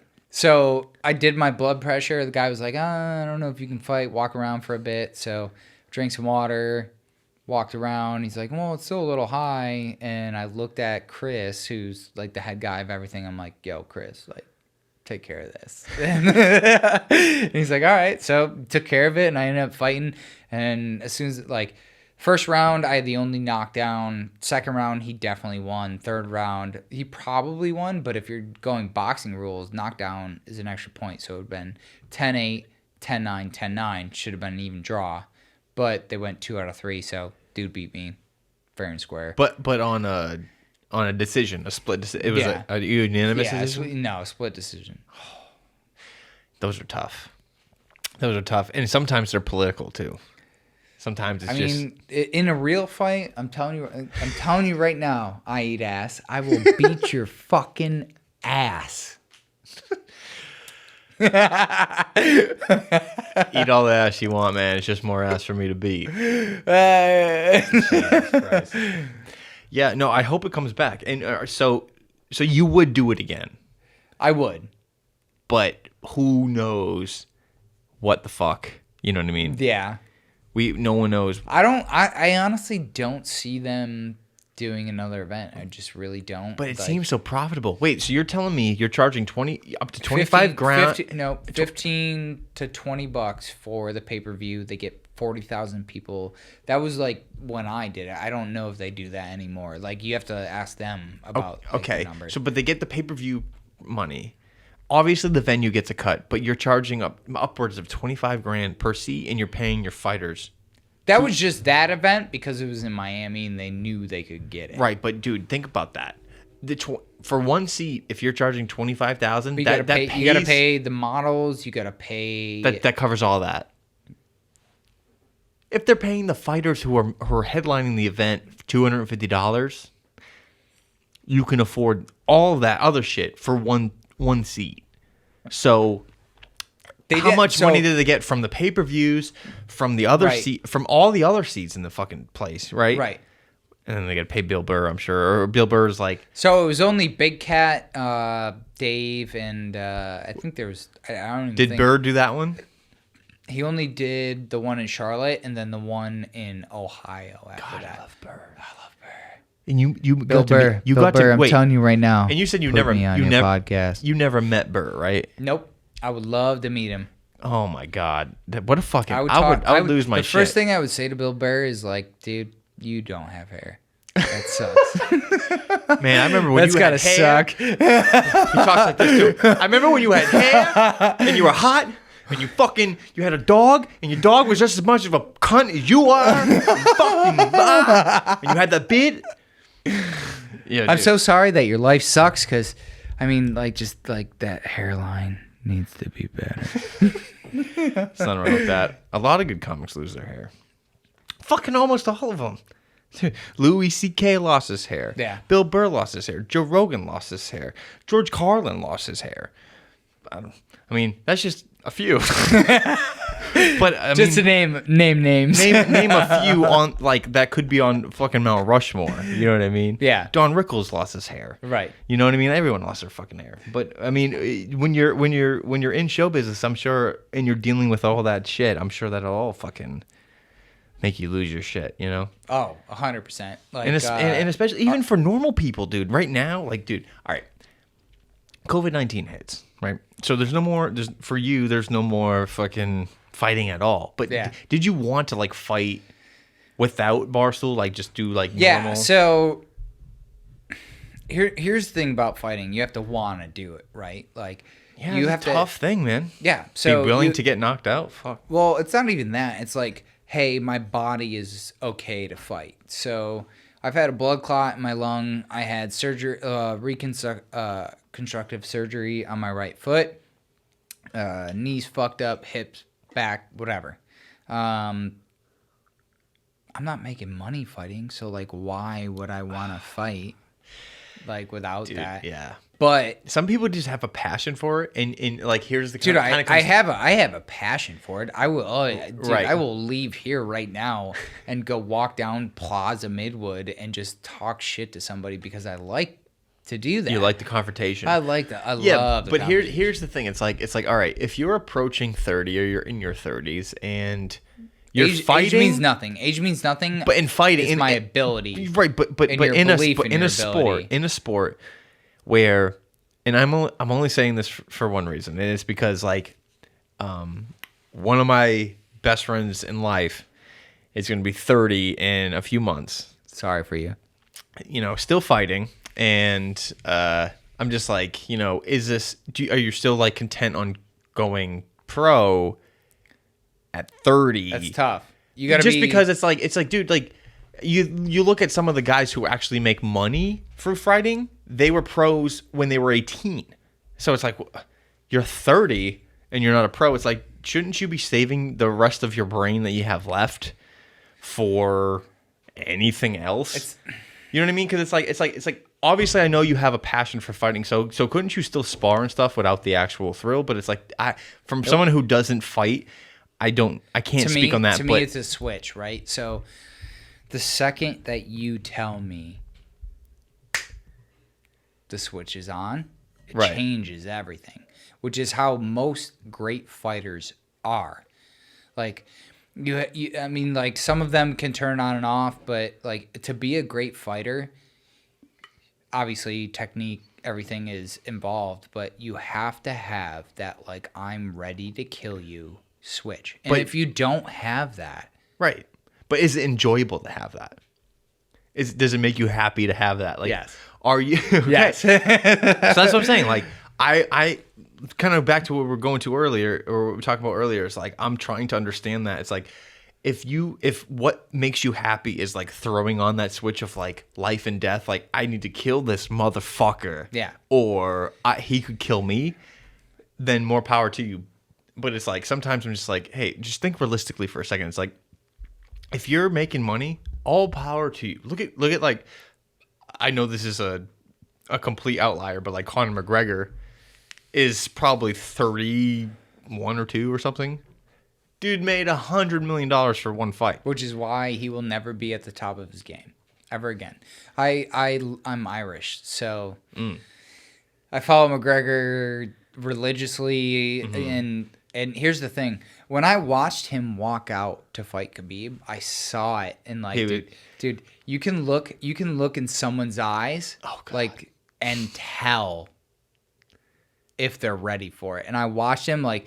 He wasn't ready. So the whole billionaire walk, whatever, he usually comes out and he's got like a certain swag to him. Yeah. And when I watched him do it, he was like too loose. I watched him and I go, oh fuck, he's about to get beat up. Like, and that's exactly what happened. Like, I will bet on any UFC fight, which I don't have like a gambling account, whatever, but I would, because I understand like styles make fights. One, like wrestler versus striker, right. Wrestler's gonna win. But I just watched him walk out, and I'm like, he's not gonna win the fight. He's just not. Like, you know, inside your head, like being there a few times. To be honest, like I didn't think I was gonna win the fight in Miami. Like, I just wasn't, like, amped up enough. I just wasn't there. Like, you know inside your head. Like, Brendan Schaub says it all the time. Like, that walk to the arena or whatever, like... You can tell. You can tell Yeah. exactly what's going to happen. Like, are they there? Probably not. Well, I knew that in that fight. I knew that he was done at the end of the first round... When Khabib was over him, and he said, "Well, for me, from someone who doesn't understand fighting at all, I was like, he looked at him, he goes, it was just like, you know, a joke. It was just for the show. That's what Conor said to Khabib, and I was like, oh, Third fuck. round. Was that when he said it? Third round, he goes, it's all business. Was it 5 rounds? It was 5 rounds. He lost in the fourth. He lost in the 4th round. By, so was it? Wasn't even a rear so naked it was a third round. He said it was all. Yep. I'm sorry. Third round. He said it's all business. He pretty much got his ass whooped, and then he apologized. I'm like, As soon as you do that, you admit defeat. Yeah, it's over, bro. It's like, dude. Yeah, he was selling the fight, but dude, he threw a hand truck through a window on a bus. That shattered I also think he's been doing coke, like. Dude, he's involved. I think it was I don't know if it was not public, but I heard like. But if I hear about it, who doesn't really follow that, then it means everyone that he's like involved with the Irish mob and all this. Yeah, no, he had multiple people like coming after him in the mob, but like. It was like Tyson, right? Like Tyson was the top of the... Actually, I hate to ruin this for you, but... Is he not coming back? They're coming back, but... Is he going to get his ass whooped by Evander Holyfield? No, he's fighting Roy Jones Jr. And yes, Roy Jones Both Jr. of them actually said, like, it's like a glorified sparring match. Like it's an exhibition. Yeah, neither one of them is going to try to knock the other one out. So, like, what's the point of watching them... fight? Like, I'm not going to pay for it, but you're going to have to if you want to watch it, unless you afterwards. Yeah, that sucks because if one thing Charlotte is good for is they will buy pay-per-views and then not charge you at the door. Fair. I was in New York City. I forgot which pay-per-view it was, but I think it was fuck. Who was it? I think it was a boxing match. I think it was Gervonta Davis. No. Sorry. Oh my god. So it was Mayweather versus Pacquiao. Okay. Right. And then they were charging like $100 at the door. And I was like, wait, what a second? What are you saying? So, but in Charlotte, luckily they do not. Most places. What are you doing? I don't know. This thing like didn't turn around. I flopped it the wrong way. Here, you want to... Yeah, give me that. Fix that for me. There it goes. Jesus. All right. Sorry. Yeah. So Charlotte, you don't need. There's a lot of places that you can just call ahead. Well, there was. I don't know about now. Like, wait, when are they slated to fight, these guys? September. I don't know the exact date. Right, so no bars will be open by then, I don't think. Or we Depending have... on where you are. Well, in Charlotte, I think they just extended... phase 3. 2. Sorry. Phase 2 for 5 more weeks. Fuck Roy Cooper. Vote Dan Forrest. Sorry. Okay, so we have 5 more weeks of no gym, no bars, right? Are they going to open bars in 5 weeks? Is that what's going on? No shot. No? So what opens in 5 weeks then? Just gyms? Which fuck. I don't know what phase 3 actually means. Just from personal experience, dude, I think I lost 20 pounds since this whole thing happened. I'm right there with you, dude. I'm going to like there's a basketball court right near me. I saw like a high school team like practicing, and I'm like trying to like get one of the scrubs to like walk over and just like play one-on-one because like I don't have a gym or anything. I just want to embarrass him in front of his coach. Wait, practicing what? Basketball? They literally had 10 of them there, and they're like their coach. And they're like, what are they doing? They're running plays. They're like running for what? Basketball? They're running practice. Yeah. Okay. Like in a elementary school, like parking lot, and I'm like sitting there like dribbling, and I see like 10 of them show up. I'm like, all right, about to play, and then they just like started running laps and like doing team stretches, and I'm like, I just want to play, dude. They're like just trying to stay in shape, man. Because like, how do you stay in shape? So it's like. So someone like you, I used to see you at the gym regularly, all the time. So like, what do you do now that COVID is taking over? Dude. How do you stay in shape? Like, are you still trying to like fight people, or like, how do you? No. So I bought like the stupid bands that you like. It's you put them in the door and like you like pull them this way, and like I did that for like a month and a half, and I was like, this is awful. This is just not the same. So, I mean, dude, I thrive on competition.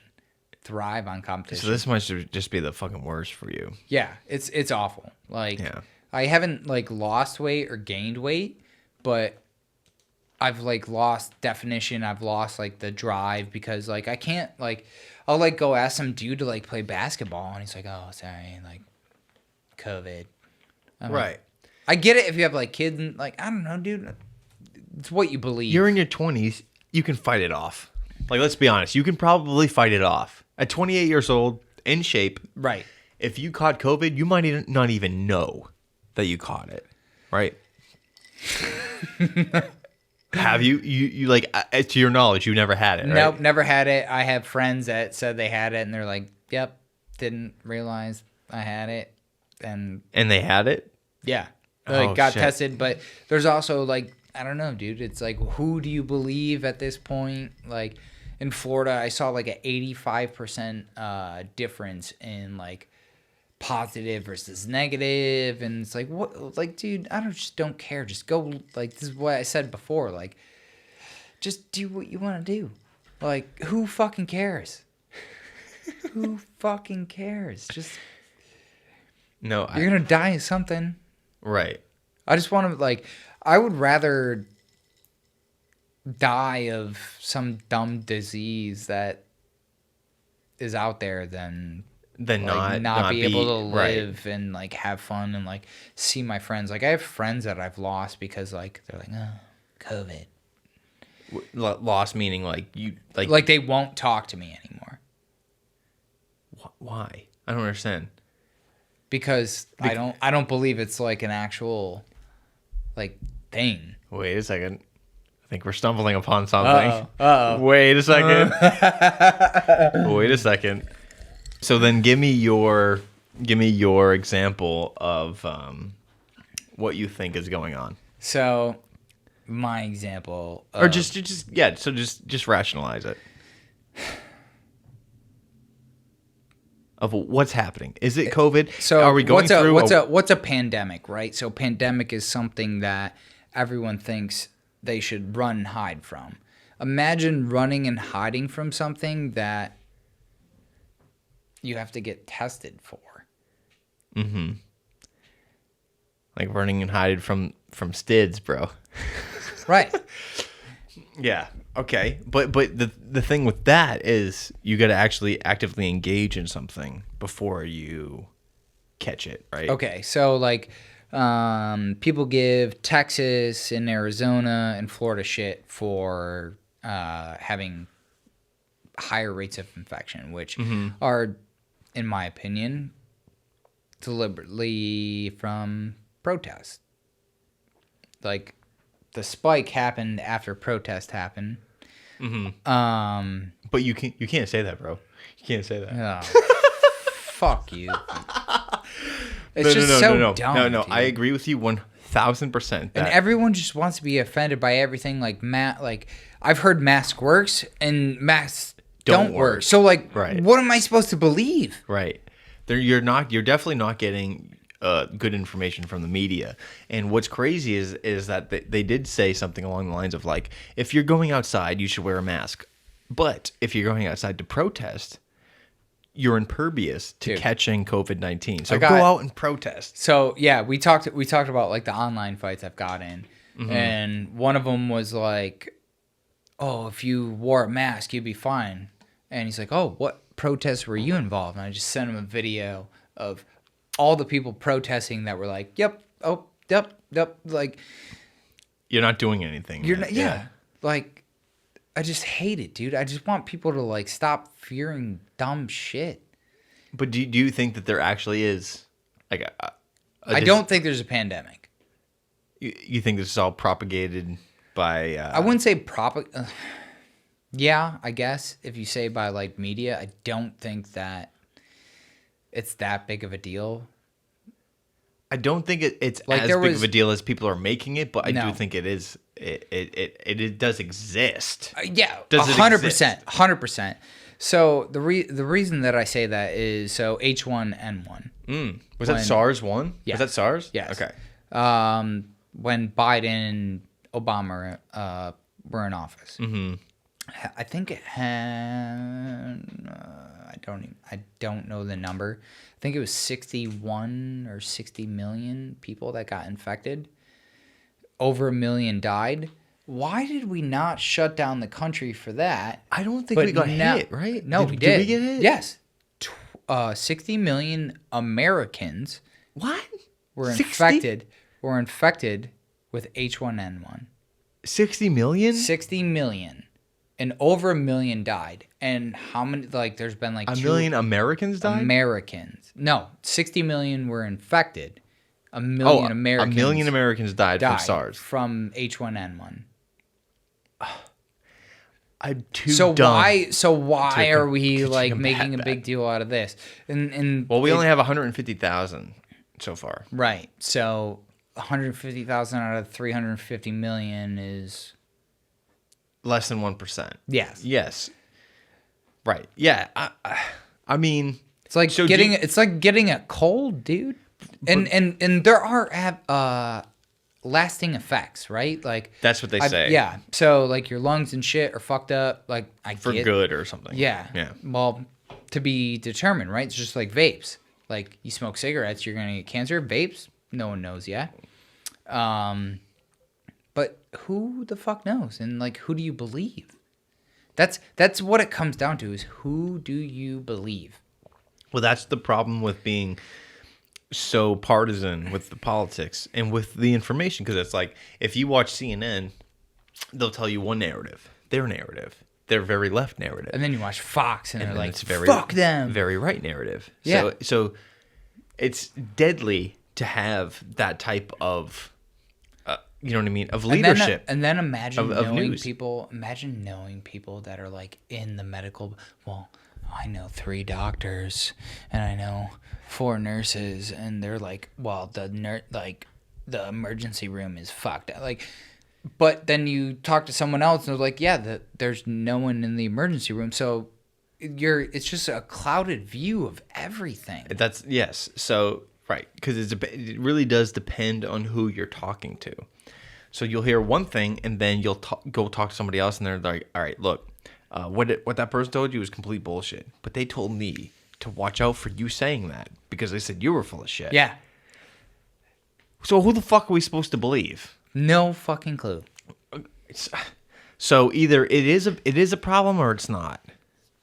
And I did make a slight joke about this last week, and I was like, how come if COVID's such a problem, how come I don't know anybody that has died from it, and no one in mainstream media has died from it. But that's your view. But then Herman Cain died, and I was like, okay, so it definitely does exist, Right?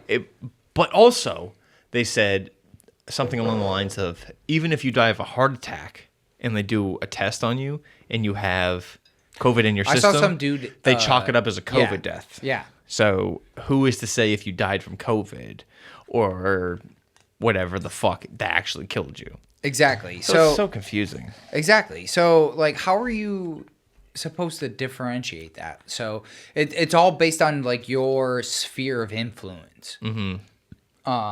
If you have doctors that are like, oh God, I have no time to do anything. You're like, oh, everyone's dying. And then you have people that are like, yeah, like I'm fine. Like one of my best friends, AJ, he's like, yeah, I had COVID. And he told me like 3 weeks later, he's like, it was nothing. How old is he? He's 25 or 26. Yeah. So, but you also like I've seen older people like be fine with it. It's the luck of the draw. So why are we shutting shit down for the luck of the draw? well, that's the conversation, right? So it's like, it's either, do we shut everything down and continue to prop up everybody through unemployment and through money to just thrown into, right, the stimulus checks and throw more trillions of dollars of government money into, small business and individuals? Or do we kind of take the chance and say, this isn't a big of a deal and we should just fucking, take it, and it is what it is? And that's it is what it is what got Trump in trouble the other day, when he said, when he was asked about it, he goes, it is what it is. Like, I can't control. What do you want me to say? It is what it isn't? Like I said, he literally gets like, people are like, oh, he's such an idiot. Yeah, he sounds like an idiot because they're just giving him a sheet of paper to read off of, and like he's so busy. I'll give Obama credit too. Like, Obama had so much like on his plate at one time, and they just give him a sheet, and he's like, okay, well, this is what I know about it, and now I have to go talk in front of millions of people about this, and this is all I know. Mm-hmm. But the media it's definitely 100% left leaning. Most of it, yeah. Yeah. Like, how are you supposed to do that? One of my favorite things now is to read an article, and then I don't read the article. So what I do is I look up who wrote the article, and I go to their Twitter feed. Their Twitter feed will tell you exactly who they are. I hate Trump. I hate Trump. I hate Trump. I hate Trump. I hate Trump. Or, well, this and this and this. And like, you can tell who has a level head in talking about that kind of shit. Yeah, well, there's the lack of objective journalism is absurd right now, because if you could just have someone who's right down the middle, like to just, there's hey, no such thing here. I agree. There is no such thing as right down the middle. I know, anymore. but if you could just have like, hey, guess what? This is the facts. We are not going to have any curve on this. We're not going to have any type of fucking of lean on this. This is what happened, and this is what the fuck. But reality either side will take that and be like, oh, my narrative's right, and then the other narrative will be like, no, they're wrong, I'm right.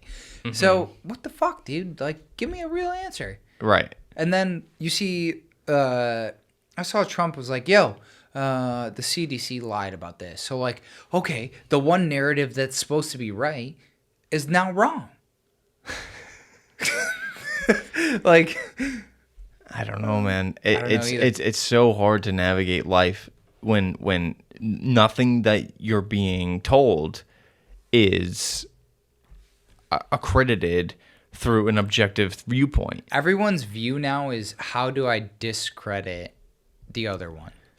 Mm-hmm. Like, it's no longer I'm reporting the right thing because of this reason. It's they reported this. Well, it's wrong because of these reasons. And then the other side's like, well, yeah, they reported that.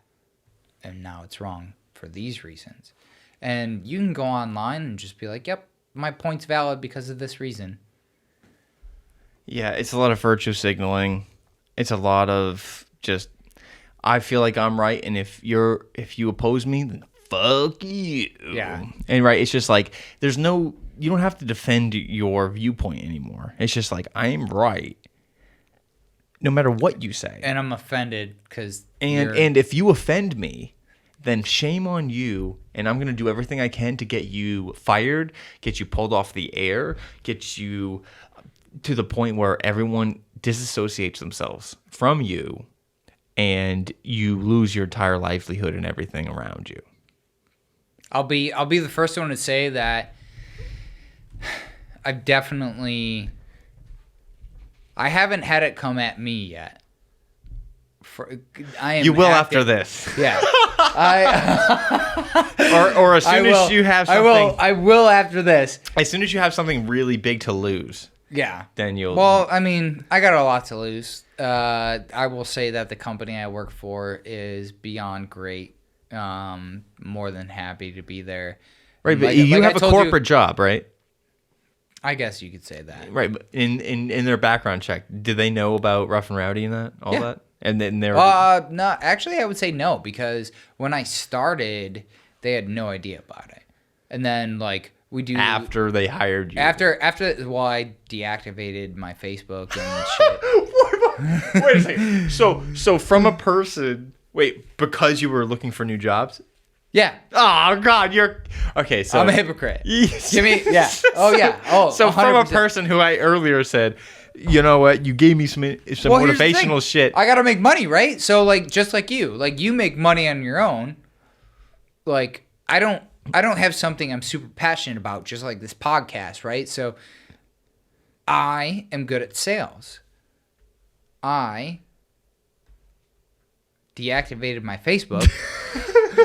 So I would be like, I don't want that being a deciding factor in me getting hired. But it shouldn't, because it shouldn't be that. But it's the world we live in. Your own decor, right? Your own the things you do in your own discretion shouldn't dictate the job that you 100% you are approved to have. Right, so it's like we're only going to hire people who we approve of their position on. And things. I guarantee you, if I'm going to share this podcast when we're done. Dude, we're going strong. I know. I don't know if you know, we're over 2 hours. I know. I will cheers you to that, brother. Yes, cheers. I told you, man. Time flies in this room. I'm saying right now, it's time warp. Anything I've said on this, they know me as a person, and I will go to bat for them any second of the day. Just like I told you, like if any of my Black, Hispanic, like whatever friends, like if someone says some shit to them, I will bat for them any day of the week. I know that they're not gonna talk shit to me or like get rid of me. This is what I told you at the gym that you talked about earlier. Just a company that cares. My company cares about me, and I care about my company that I work for. Good. I don't have my own thing like you do with the podcast and shit, but I told you should. I told you, I was like, hey man, look, you're such a character. You have a fantastic gimmick. It's like you should start doing something along the lines of like at least like content creation, because you do have a following, believe it or not. And I even know we've had this conversation before. I can do the content, I just can't edit it. This is where I need you. I can edit it, bro. I know you can. I can edit it, man. I got the editing station. I can edit it. I can film it. Wow, what a great room you have here. Oh, jeez.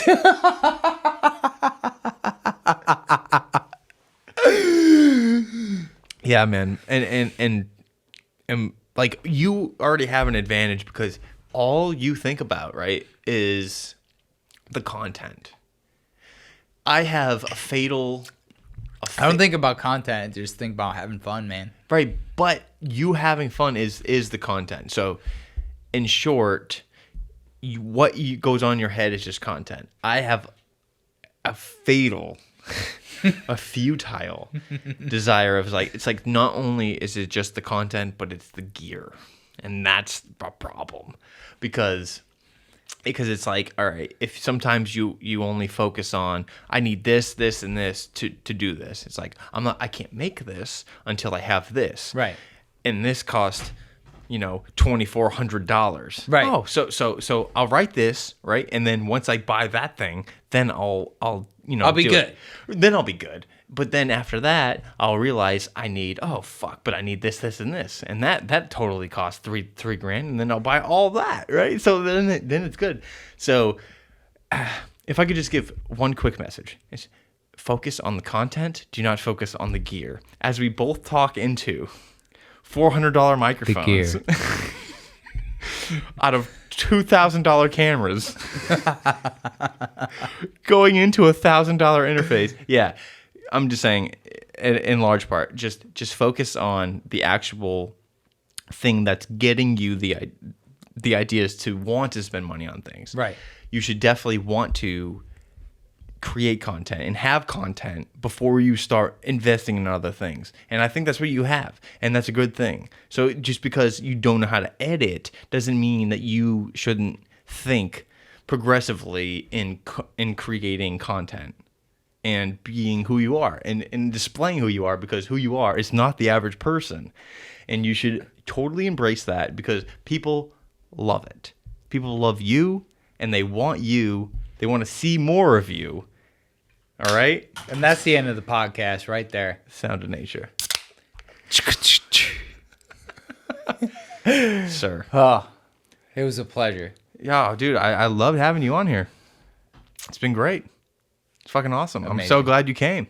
Yeah, me too. I'm glad I twisted your arm to get over here. Dude, you didn't have to do it. You're welcome back anytime. Hey, thank you. All right, bud. All right. Bye, everybody. See ya.